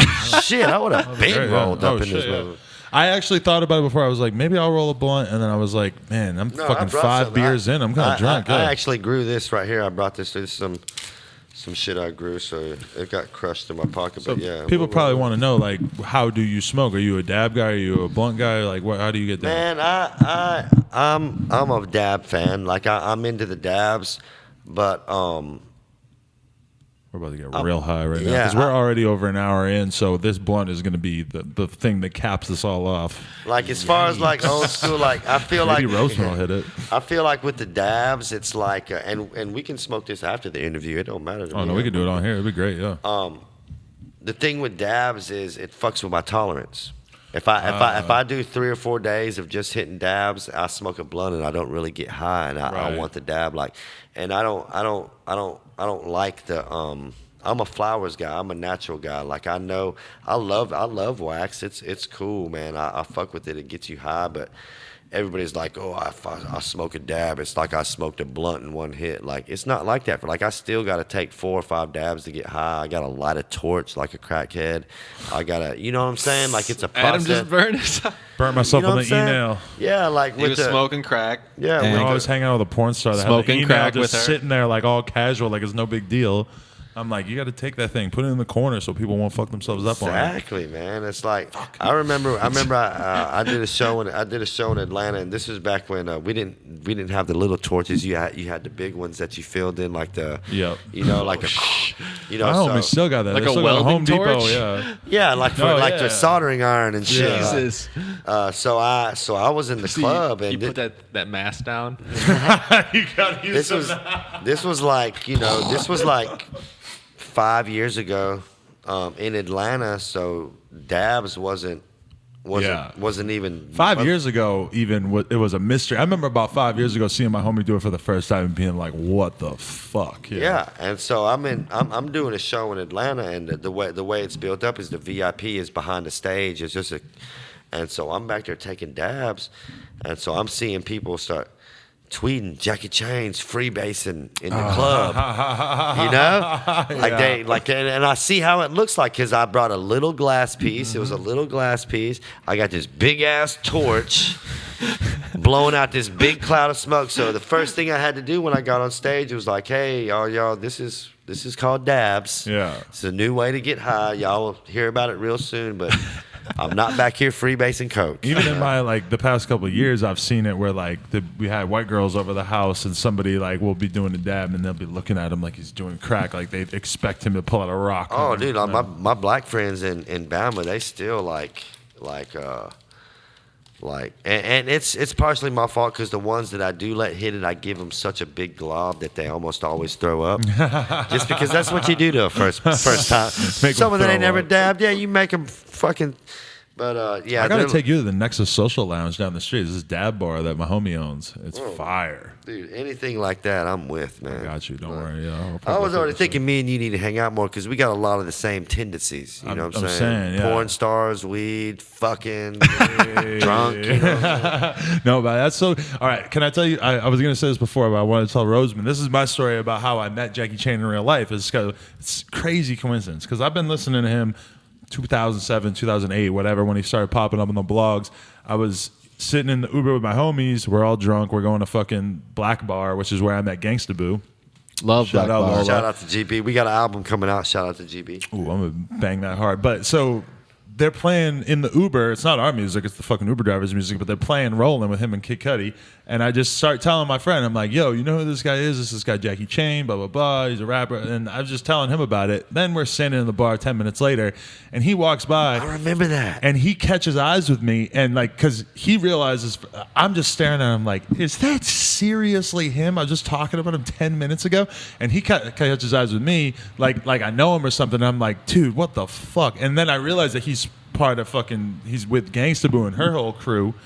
I could not believe it. This is the weirdest coincidence because it's not like you hear fucking Rolling every Yeah. other day. No, you know? it's like Yeah, it was to 10 hear it in years the ago, Uber, yeah. like Was he playing it off of like Sirius XM? It or was on, it- yeah, it was on some radio station or something. Yeah, That's But it crazy. Tripped me out, and then So realized then they did you walk up to him? He did. But it was funny because he saw me staring at him so hard that he like locked eyes with me, like, "What's up?" Like he assumed that we like either knew each other. or these are something. two guys who can get recognized in public, see each other in public, like, hey, you recognize me? Hey, you recognize me?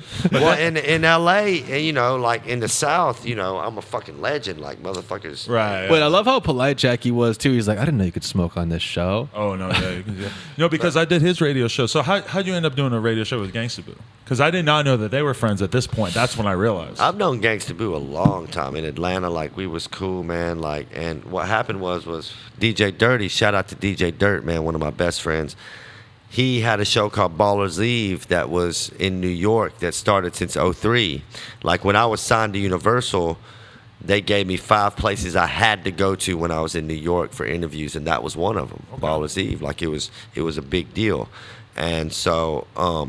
Me and Dirt always kept in touch. We was home. Is one of them Shout out connections Dirt, like me yeah, and yeah. you. Like okay, we're interviewing. We know we're gonna hang out after this sometime. You know what I'm saying? Like, Right, yeah. We're gonna kick it. You know, it's just we're cool like that. Every time he would come to Atlanta or to Bama or anywhere, or if I saw him, we'd kick it, this and that. So when he came to LA, he was like, you know, I want to start doing the Ballers Eve out here. And I was like, you know, well, shit, anything you need from me, let me know. And I'd never even thought about being a host, but I talk good to the motherfucker. Like I have fun Yeah. with Yeah, people. you gotta rap. Easy conversations. A you lot know? of times, good rappers are good hosts. I think because they just to become a rapper, you sort of have to have that gift Yeah. of gab. You got to be a good conversationalist. Yeah, a lot of like so many rappers are like, yeah, I got girls way before rapping because I Right. could talk. That's what I always say is the best rapper. If you want to be a rapper, you should already be the coolest guy in the room. Yeah, you know, that's you should be me. the coolest guy in your high that's, school. That's yeah. definitely me. Like I Are you saying Adam's not cool? No, he's cool. I'm fucking cooler cool though. Nah, he's actually probably cooler than me. He No. fucks more porn Adam stars. Adam is actually not cool. Which is what's amazing about him is that he just kind of found this culture that he locked into, which is BMX. And what's so crazy? I'm gonna cough when I hit this blunt because I'm not a switcher head, but that's gonna make me look a lot less cool. Oh, What's so crazy is Shout out though, backwards. is like your shit, y'all shit, jumped off quick. Like well, it started weird, right, Adam? It started with bikes. I mean, because this is the No Jumper channel. Let's be honest. Isn't it called the Come Up Photos or some bullshit? Like, The URL is the come up how tos come up how to because it was originally gonna be all teaching you how to do BMX tricks, and then we did it, and it kind of like morphed into something. at a certain point I realized I don't need a separate channel. I could just keep all the BMX stuff on one channel, and then when I wanted to start doing non-BMX podcasts, I realized that could use that. But that it did give us a little boost in terms of like I think. what a were lot the of numbers people- before with the first No Jumper hit? It might have been 100K or something. But this is the thing is that See, when, you had a 100K base before you started these. but when I switched the channel over, it was like we went crazy. lost a ton of the original BMX subscribers. Ah. So people are like, oh, you have like a cheat code because you fucking already have this channel or whatever. But it's like those people probably didn't stick around in huge numbers to watch the new stuff. But that's just like on YouTube. Like I feel like the benefit with me doing podcasts is just the fact that like I already like had people who knew about me, so I had like a little bit of a base to go from and stuff, you know. Yeah, I got you. It's just funny reading the comments. The kids always want like the most underground rapper, Lil Ugly Mane. It's almost exactly a year. Shout out Lil Ugly Man. I met him. What do they want? Is that a They- real rapper? Yeah, and he's like a huge underground legend, but He didn't even- nobody has no has Twitter. seen him They've or never met seen him, never heard of him. I met him at a fucking bar because of my friend Chase, and I actually had a few beers with him and talked to him and everything. And They want Ramirez. They want Bones. yeah, they want, I mean, I would love to do Bones. Ramirez wants to do it, but I've missed it last I time. mean, he was Adam like talking to like porn stars. porn and- stars and YouTube makeup vlogger girls. People are mad at us for doing that one. I don't know Anybody who why. can like have a conversation, like you're a great example of someone we love talking to, because it's like a lot of times it's like, Yeah. hey, A what lot do of you- people When you gotta sit there and keep thinking of shit to talk about, that's not fun. no. That's Sitting too there much like work. One-on-one with That's like going on a date with a really hot girl with no personality. 18-year-old kid that gives a one-word answer on everything. I'm like, yeah, he's got some dope songs on SoundCloud, but he don't. It's weird for them because they're lying about everything. Not always, but a huge percentage of the time Yeah. they're lying. And then they're like trying to keep up this image. They're so young that they don't have any history. It's not like with you where I can ask you if I was really struggling for questions. I could be like, well, what about when you did a song with this rapper? What about Yeah. this? When you put up this song? You know, like you can't do that with an 18-year-old kid that's got 6 songs on SoundCloud. Exactly. But sometimes those are really good, but it's a huge challenge as well, you know? We get so much love for the Yachty interview, but Yachty was not the easiest person to interview. Yeah, what do you like with your radio show? I mean, you got guests on that suck. Every Yeah. once in a while. I mean, you just got to keep going. I mean, to be honest with you, Boo kind of keeps, if it gets boring, Boo, Gangsta Boo tells it like it is. Gangsta Boo does not have a lot of patience, I Yeah, would say. she- She does she- not fuck around. So if it gets to where she'll just straight up ask like whatever the fuck is on her mind at the time. Because you can't really get mad at a girl. No, and you can't get mad at Gangsta Boo. 'Cause She's she's a too legend. legendary, Like, she's like, she's got, there's not too many females out there that got platinum records. Yeah. Like, I mean, literally, she's got, her solo shit's platinum. Like, so, and she's done such big shit. And like in the South, she's such a huge legend. And anywhere she's a legend. But You have a conversation about best female MCs, like she got to be in the conversation. She's gonna be top 5 for Oh, sure. I mean, For me, by far, By the far. female I've listened to the most in my life. by far. She's amazing, yeah. By far, like that's and I haven't listened to any Nicki Minaj albums fully, but that's the only girl that I can literally listen to her album front to back Yeah. and like just put it in and ride. Like most, not being sexist, but most girls just don't like. I mean, who the fuck pops in Iggy Azalea and listens to it the whole fucking? Isn't that weird? Don't you think that's kind of weird? How I was telling She fell off so hard. No, I was talking this with Adam in the car earlier. I was like, we're dudes, we're straight dudes, but like, why do we just like want to listen to other dudes rapping or singing? Wouldn't it make more sense if we were like, I want to hear a girl talk about some shit? But it's like comedians. Like I hate female comedians. No offense, but I did. Well, I get that. I that get said a lot. comedians because you can't relate to the comedy and laugh about shit. But I don't know, when you're being serenaded by some dude, it's weird. Well, that we almost like that. everything that like, for instance, we listen to the 21 Savage. I guess it's mixtape today. relatable, Almost yeah. everything he's saying on the album is not something you could really imagine a girl being able to pull off saying. you Yeah. know? They're rapping from. I think like with rappers, you want to hear somebody relatable in much the same way as like a comedian. You know, That's where kind of it's- why I felt Dej Loaf. I She like was her. sort of just like, like. I thought She- she was a little boy when I But first yeah, heard that's her what I'm voice. saying. Before Yeah. she got her deal and got the stylist and got the all that, but like when she was just on the block rapping, like, yeah, she just looks like a little dyke, like your little dyke home girl.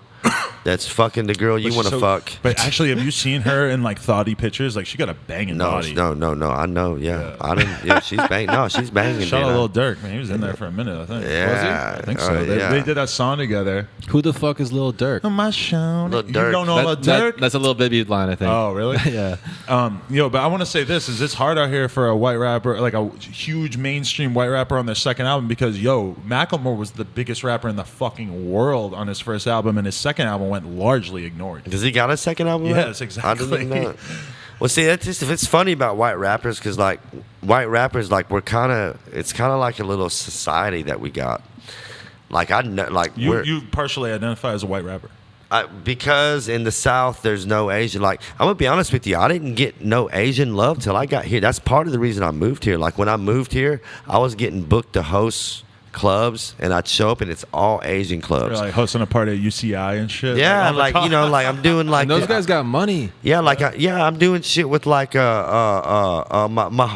good homies now, Far East movement. Like I'm doing like, but in the South, in the South it's black or white. Yeah. You know what I'm saying? Yeah. And so me being a white boy, like, I kind of got best of both worlds because I'm white, I'm Asian to blacks. I'm not white because I'm Asian, so I'm. Right. You know what I'm saying? Like Yeah. I'm cool. You know, it's. I felt the struggles everywhere around. Thoughts on bro. the N-word? Huh? Do you rock the N-word in songs? No, right? No, hell Yeah. no. You No, never felt no. normal saying that, or what? No, I mean, you know, between me and you, like, I got black friends that, yeah, I mean, you know, I'm gonna be 100. I can't front at this show. I'm gonna be 100. Yeah, I got friends that around that I say it to that I'm cool with, but I'm also respectable enough to know not to say it around someone I don't know or that's not comfortable with it. Because me growing up in Alabama, I grew up as just as much racism as maybe not a little more, because at least black guys had a whole bunch of guys to hang out with. I was the only Asian. But in Alabama, you probably saw a lot of like blatant in your face racism. No, blatant. I like that. I've been called things in Alabama because like I was born in Alabama. Yeah. I moved when I was 2 to Germany, Oklahoma, Texas, all these other places. My dad was in the military. Then I moved back to Alabama in 8th grade. Right. So in 8th grade, when I moved back, I had never been called a slope, chink, you know, all these racist terms. I haven't heard slope in a while. I Yeah. haven't Yeah. heard Thought slope about that, ever. yeah. Is that bad or good? It's slope bad. is slow, like a flat forehead, I guess. Never but heard like, about that. It's been a long no, time. I'm saying I heard shit that I didn't even know was racist. You know what I'm saying? Like I heard crazy shit in Alabama, like, you know, and so it was like, you know, like, yeah, I dropped the N-bomb to my homies that I grew up with that said it to me every day, that I said it, you know, but I also was smart enough to know that, okay, when I go to New York or go to places where I don't know people, like it's I'm not going to do it, you know what I'm saying? But I'm not going to sit here and lie and say I never said it. Yeah, if I got a homeboy that I talk to, yeah, I might, if that comes up, it's not something I say all the time, but I might just, but that's people that I know that I've grown up with that understand that I'm from the same place they are. You know what I'm saying? But I know going around people that I don't know, I would never say it around, you know, someone that I didn't know, just because even though I would still defend it like I am now, I don't, you know, I just don't want to go through it because, you know, I ain't no pussy. I'll throw hands with the motherfucker, and that's what it'll come When's the down last to. time you got in a fist fight? South by Southwest, man. This dude was goddamn. This year? Last year. Right. So it's been a year. But yeah, this dude, I was fucking his girl, and but Enough said. yeah, but you know, he was you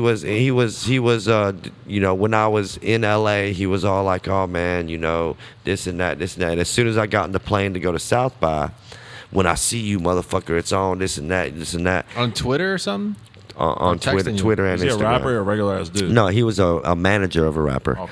Okay, so I told him, I was like, dog, because I was like, I booked your show at South by. Like, I'm gonna be there. Like, you don't gotta sit here and tell me what you're gonna do to me. Just when I meet you, you know, it is what it is.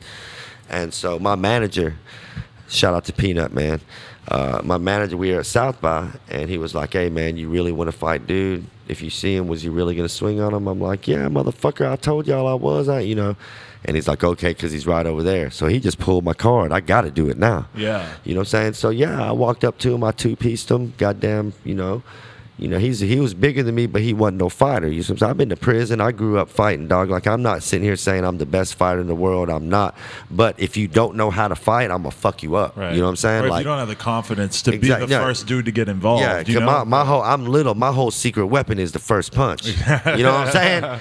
You know, so, but anyway, yeah, so I handled him, man. I was like, man, I ain't with that Instagram gangster shit. Like, you know, and I tried to, you know, but like, I'm older now. Like, when I was young, I fought all the time, you know, being a skater, you know, being biker, being places, you know, and also just being, you know, I ran with certain, you know, people, you know, gangs, this and that. I was into all that shit when I was young. So it was like, now that I'm older, I'm like, shit, man, if I goddamn, you know, twist my ankle, I gotta go. That's a goddamn $1,400 guy. You know, I'm thinking about other shit. Like, man, like you know, I'm older now. I can, you know, so you know, I try not to get in skull. Like I just had to mush a dude in Hawaii because his bitch was dancing up on me.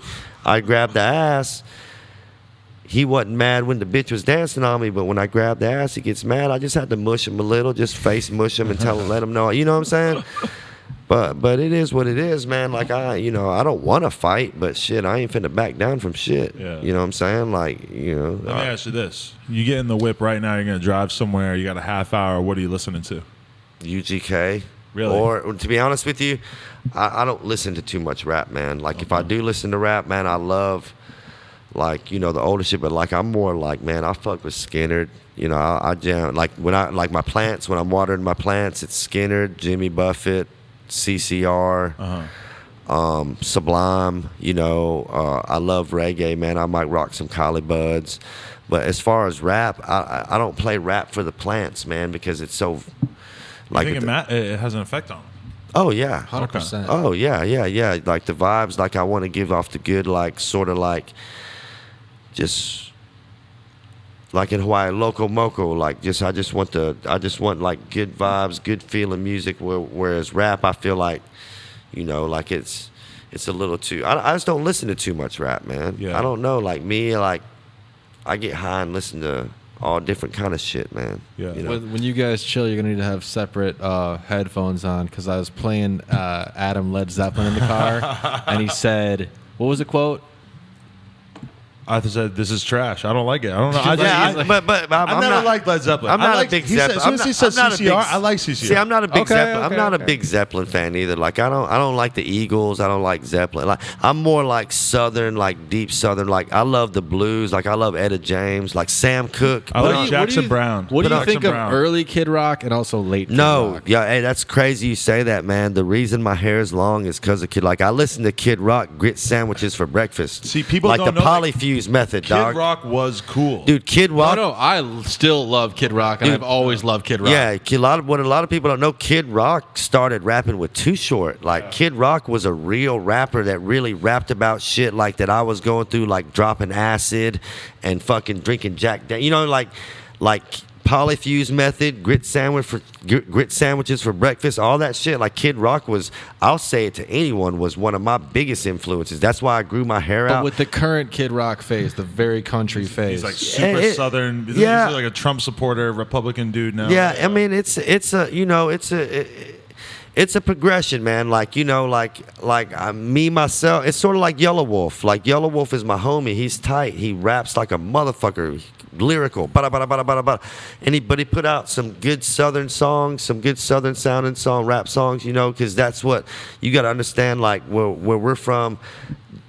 We didn't have a lot of clubs. Like there wasn't, like if we didn't go to the hip hop clubs, well then they played what was on the jukebox, which is Skinner, CCR, fucking Fleetwood Mac, whatever. You know what I'm saying? Like, so that heavily influences our lives, you know. But like with the Kid Rock, like if y'all don't know, like when he first started, he was and he played every instrument, dude. Like he played the bass, the guitar. Excellent DJ. You know, like keyboards, everything. He did all that shit. So like, and the big influence on me, dude. But this is a question though: is that a lot of white Southern rappers have gone towards that like country crossover thing, like your man That's Jelly what's hot. Roll. That's what's hot right now. Man. Yes. How do you feel when you see somebody doing and that? would you ever do it? I would never. No, I hate country. There's a couple country songs I like, man. I like "Give It a Little Bit of Chicken Fried," "Cold Beer on a Friday Night." Like, Oh yeah. Okay. Now. pair of jeans that fit just right. You know, there's a That couple. sounds really good. We're recording that. Not We should that probably Yeah, there's a couple put that songs- out. Sample that. Make us a beat. but I don't really like country, so you'll never hear me do that just to do it. But like I can, you know, cats like Jelly Roll and them, like they really grew up around that shit. But 10 years ago, they wouldn't be able to do that because there wasn't no auto tunes, there wasn't all these effects, these engineers that can make you sound better. You had to actually be able to sing. Now a motherfucker I can sing on a record. Yeah. And I can't sing what the fuck, and it'll sound all right. You see what I'm saying? Sounded pretty good like 2 minutes ago. That's what I'm saying. So people that 10 years ago wouldn't have the confidence to even try that. Right. Now, because of technology, they have the confidence. Yeah. You know what I'm saying? But which back then it had to be on pure talent. There wasn't nothing you could adjust to make you sound better. You sounded like what you sounded like. But now, a motherfucker like I Love McConan or even Future. I mean, I guarantee Future sounds dope. Everybody loves Future, but if he had to sing karaoke without auto tunes, would he sound good? I don't know. Yeah. But there's a lot of people that do that wouldn't. But I feel like hip hop is what we call it out there. Hip hop. I'm not going to say it's a trend because it's been around forever. There's been people doing it, but it's sort of growing legs and getting popular. But you'll never see Jackie Chain doing that shit. Yeah. I'll do some Southern rock shit, which you can go back to my first mixtape. You can go back to any mixtape, and I've always incorporated that. I sampled Weezer on my first mixtape. Wow. I sampled, you know what I'm saying? Like, What song? Say It Ain't So. Hell yeah. Yeah. Okay, so did you like the second Weezer album, or do you think because that's like a big issue of contention? Is like, was it good or was it bad? What- I liked it. What are we talking about? Pinkerton, yeah. I thought it was good, I man. thought it was all right. Yeah. Not the Blue album. The Blue but it was album's good. number No, one. but yeah, of course. Right, okay. Just making But- sure. Because some people will say Pinkerton's number one. Well, it was like a consensus at the time critically that Pinkerton was terrible, and then I feel like it's really gotten a lot of backers over the years. Now, do you remember the group that they started that was it was like one or two of the members? It was called the Rentals. No. Oh, I actually really like the Reynolds. They were dope. I would have to fully refresh my memory about No, listening to their songs I- now, but I remember listening to them a lot because it was more like real keyboards electronic. and shit. Yeah, exactly. They were fucking I dope. like the dude. Reynolds, They were yeah. dope. I tried to look up some of their shit because I wanted to sample it. It's really hard to find. Yeah. Really? It's not really on hard to- YouTube easily? It's some of their shit's on YouTube, but it's like I can't. The songs that I liked weren't the popular ones, so Okay. they don't pop up first, and I can't remember what the names of them are. I could but do $9.99 on iTunes for them just to check it out. Yeah. definitely, I would too. Yeah. Jackie, did you ever get Pitchfork love? Like talking about GD74. I mean, I'm talking about like Pitchfork.com, like the Oh. music reviewer. My bad. I'm Pitchfork is also like a gang. Oh, well, hey. No, Pitchfork. You're a GD? Yeah, I'm a GD. Are you really? Yeah, I'm a Jackie Chain 74. That's my Twitter. Table Pitchfork. Yeah. How did you become a GD? That's such a I'm talking about nerdy music But that's blog. a gang that holds yeah, a I'm in lot gang. of a lot of clout. You know. No, yeah, I'm like, yeah, everybody like I checked in here in LA with the folks out here and Oh, okay. people in in Huntsville. Yeah, I've been doing GD sevenfold to the world blow. Everybody knows that about me that knows me. Okay, we could talk about the music review Yeah, website music again. though. But Pitchfork, that's pretty dude, now Do you what know- about it? Do you know that? I mean, you know the site, right? Pitchfork? Yeah, I've heard of it, definitely. Yeah, They have yeah. reviews? They're just very like they pick different shit to review. They can really like. I think when you're talking about Pinkerton, like they're the guys who probably went back and gave it like a 10 out of 10 in a Probably re-release after or the something fact. like I could that. see But that. I don't know if they ever covered your like rap career or anything like that. I don't know, dude. Like, see, the thing about me, man, is like when I got into the game, when I signed my deal, because I was signed in 08 to 013, I think. And 8, 9, 10, 11, 12, 13. Yeah, 5 years. And so in 08 was kind of when it shit first started getting popping with us. So I always had people that did that for me. You know what I'm saying? I always had a guy that did my face. That's why everybody's like, "Are you never on Facebook?" I was like, "Cause I've never done my Facebook. Like I don't give a fuck about Facebook. I like Instagram, and that's pretty much it. Twitter, And Snapchat. if you don't have a whole team behind you, you just Yeah, gonna but do the one you like. Yeah, but I usually had a team behind me that did all that. You know what I'm saying? So a lot of my, I don't know if they did or not. Like that would be, I hope so. But like I don't like a lot of the interviews. Like I've done like Complex named me like 10 most underrated rappers. Like Spin Magazine named me like hardest working weed head. Like like a lot of little shit. But I just do me, man. Was like it weird for you when you started to get all that blog love from Now Right and all them, or was it? Yeah, man. It was. You were surprised because you didn't specifically like reach out that much. No, it was just like it was really just like I guess a certain few of them started fucking with me. Shout out to Huff out there at Nah Right. I think that's Nah Right. It's SK and Nation, I think. Who's Huff? I don't know. Huff is the owner. Oh, really? Okay. My homie. He used to manage.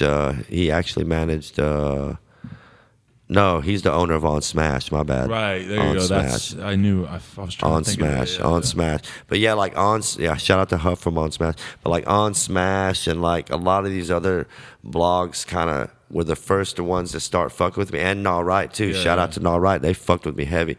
But it's like sort of like when they did, everybody did. Right, because they were the tastemakers. They were at the time. tastemakers They back were- then. and it I think still holds Jay Z. some I clout, think but- Jay Z said like the top. Like someone asked him, "What's the 3 blogs you check a day?" And I think Nah Right was one of them. I believe it for sure. And yeah. like that's what like one of Yeah. the things that but yeah, it was like the certain ones fucked like Complex and Fader fucked with me. And so a lot of the other people like up until this last video that I just put out like 6 or 7 months ago, I never paid to be on World Star even. Like Really? World Star would put all my videos up for free. Like it was just like everybody like it's almost like I had more love in the blog world than fans almost. Like Yeah. all the bloggers fucked with me, man. And they and I appreciate that. That's what really, put me to where I'm at, and it was just crazy. It was just like a sort of a domino effect. Like the few right ones that everybody was watching fucked with me, yeah. and everybody else is following. So at this point, yeah, because like getting that like critical love is such a thing, because I wouldn't have known about him if it wasn't for Now Right hyping him up. Right, yeah. It's like that. It does go a long way. It does. This is the question though: is at this point in your life, you get offered a 30-day tour. Are you going to go do that? Or are you going to focus on your weed business, which I assume it's at least a little bit of a pain in the ass for you to leave? I'll put it this way: I've turned down 2 tours this year, or I turned down 1 tour this year, 1 tour last winter, Right. Because it's got to be over a certain amount. Because like I got love for the fans, and don't get me wrong, if I would have had a project out at the time, I would have did the tour for next to nothing just to promote my project. Right. But the times that they offered it was I didn't, I was growing weed. I was worried about that. I was like, man, and I'll come back to that, Yeah. So, Do you make girls trim your weed naked so they can't steal shit? That's more of a crack. yeah, when y'all watch the new Jelly Roll Lil White video, I don't know. I think it's a Still Smoking song too, but that's my hose trimming. That's my house they're trimming in. That's my weed they're trimming. That's my whole operation. I put it into their video though, so they're not naked, but they're very scantily dressed. Hey, what can you tell me about your friendship with Lil White and Jelly Roll? Because I've always been a fan of them. Man, like I've known them boys so long, man. It's just like I knew Jelly Roll when he had braids, man. Like so like we've done Jelly Roll's a GD 7.4 high up in that shit. You know what I'm saying? And he's used to come to the city for freestyle contests. Right. And my artist was the best freestyler in the city, and he was the best freestyler from Nashville. So that's how I met him. But Lil White, we've always been super cool. But then me and White did a tour last year, and it's like that's like literally one of my best friends now. Like I love Lil White, Jelly Roll. Like they were just staying at my crib the other day. Like they just were in LA a couple weeks ago. Like all them dudes. Struggle just got out, man. Shout out to Struggle, back on the street, man. Yellow Wolf, Ritz, like all them boys, like family, man. That's dope. They're all family, man. Like we just clicked, man. Because we always did the same venues. Like even if Jelly Roll might do this venue, and then I'm doing that venue the next week, Yeah. or vice versa, and we just always always fucked with each other on projects. Like, Do you know if Jelly Roll worked out a situation with Waffle House? yeah, he almost got he got a cease and desist letter, I think. I heard he was getting sued for like hundreds of thousands of dollars. Yeah, I think They they put were. a Waffle House logo, like trapping out the Waffle House or something. No, it was a Waffle House whiskey and weed. Yeah, but it And had the he Waffle House logo. Had the Waffle House logo on it. Yeah. And I just remember reading this big article about But it. that made the headline. I think it made TMZ Right. or something. Like it gave him some good I gotta ask publicity. Lil White what it was like when he was featured on Eastbound and Down. Was he? Yeah, they're like I I've think watched it. It's when Kenny Powers takes fucking ecstasy or some shit. I'm pretty sure they play like a Lil White. God damn, song. that's tight, dude. I know they use a remember lot of his shit for Vice. He says it was the Heat throws up, and he says it was the ecstasy, not the egg rolls. Did Or the you, egg rolls, did you not the meet Drew ecstasy. Millard? Or did you guys? Yeah, Oh, that's my we- boy. Yeah, I took him to all my grow spots. Yeah. Yeah. So how'd that come about? Because love Drew. he wrote an amazing article for Noisy. He about wrote Jackie. an amazing article, man, and pretty much it was just on some shit to where he hit me on Twitter, I think, man, and I read an email and it was like, yeah, this dude from Vice, and I was like, holy shit, Vice, Noisy, like that's my shit, and I hit him up and it was just we clicked, like we hung out. We've hung out since then, like like he's just we just kind of like. I guess he was a fan of mine in college, Yeah, yeah. Because And- he's from the same like blog era. yeah, that I'm exactly. From for sure. And he just kind of was like, "What have you been doing the last couple of years?" And I'm like, "Shit, growing weed. Why don't you come to some of my grow houses and take some pictures?" Yeah. And it just went from there, Oh. And yeah, man, that was a good look, man. Like I like all them people down at Vi, and they're blowing up, man. They're really blowing up. It's true. Ain't that the truth? You guys want to wrap this up? It was pretty. Man, I bet this went super over. We were supposed to go. No. We've. Oh no, it's an hour and 40 minutes though. I'm pretty. Oh, shit, really? It felt like an hour. 50. Hour and 50 minutes. God That's a long damn. one. Literally, it it's felt good like though. an We were hour. going hard. Yeah, because I was interested the whole time, so it's going to be a good I just one. have a plan where I'm going to film the vlog like as we do the outro. So just let me know when we're going to wrap it up. Or I guess think, I'll- yeah, plug we're whatever good. you got to plug. I think you're good, right? I'm good. I think it's sick. I'm really happy with got this my interview. questions answered. I It feel was great. enlightened right now. Because we're all hosts. He hosts this shit too. So Night Riders Radio, by the way. I need to It's get serious. I got you on. I need to get him on too, and get y'all both a little goddamn Let's because go. we're gonna House start. Phone was in there. Because I can't lie, you, and this is serious. I'm not bullshitting. Real talk. You influenced us to definitely start recording our shit Oh really? Hell yeah. because the success that you got and the way that your show looks. Because we're like. I always thought one shot would be whack, and I can't believe this is it. Like, if you would have asked, dude, y'all can't see it, but if you would have I would have like, man, this shit's like some professional, goddamn it. But no, It's like, an iPhone 3 he's filming on. No lighting, just the regular store lighting. and so, like, you inspired us to be like, man, just like taking on, just like we said, you got to have a video for every song, damn near. Like, Right. why have a radio show and not have big Dude, you guests guys and not put your stuff on YouTube and whatever. Yeah. Like, kids So would thank love you, it, brother. No, hey, you? And yo, Yeah. we could talk labels all day too because I do independent radio promotion. Oh god, with here we every go. label. Self promo. No, I'm just saying. I'm always finding like the deals are interesting. Like you said, the label heads changing. That's interesting. Yeah. The consolidation, selling off one artist, seeing labels sign an artist for $3 million just to shelve them because they were competition for the artist worth $10 million or whatever. Yeah. All that crazy internal politics you don't see until you work in it or you're signed to it. You know? Oh, I know it. Like, dude, trust me. Like, dude, they offered me, hey, give us $30,000. You can be a freshman on the XXL cover. Yeah. Oops. Was I supposed to say that?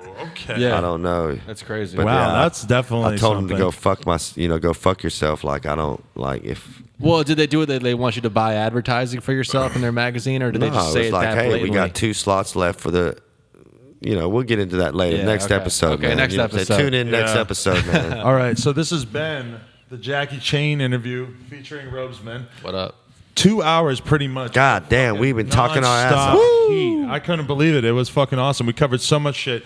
If you've ever sold drugs, if you've ever even thought about selling drugs, this guy's got some insight. Yeah, This guy if you almost think about if you think about opening up a a grow dispensary house or anything. dispensary, important Actually, just to information get for you. knowledge, if you're watching this vlog, watch this And shout out interview. our sponsor, High Effect, as well. Obviously, always Exactly. Effect, yeah. Always. Shout out to the sponsors, man. You already Yeah. know. Hey, and listen to Night Riders Radio featuring Night Riders Radio. Shout out to DJ Dirt. Shout out to Gangsta Boo, man. Shout out to my label, Pleasure House. And look out for that Jackie Chain OG coming at you soon, brother. Jackie Chain, Who to Main. Yo. We are here.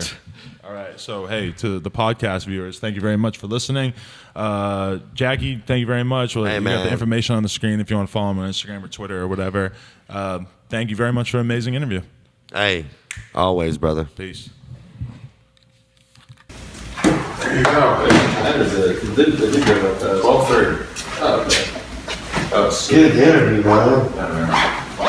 Very exhausted. We covered everything. God damn. Oh, dude, I probably got way more earwax than you. Also, look at this e-can. Oh. I'm about to flick a ball at it real quick.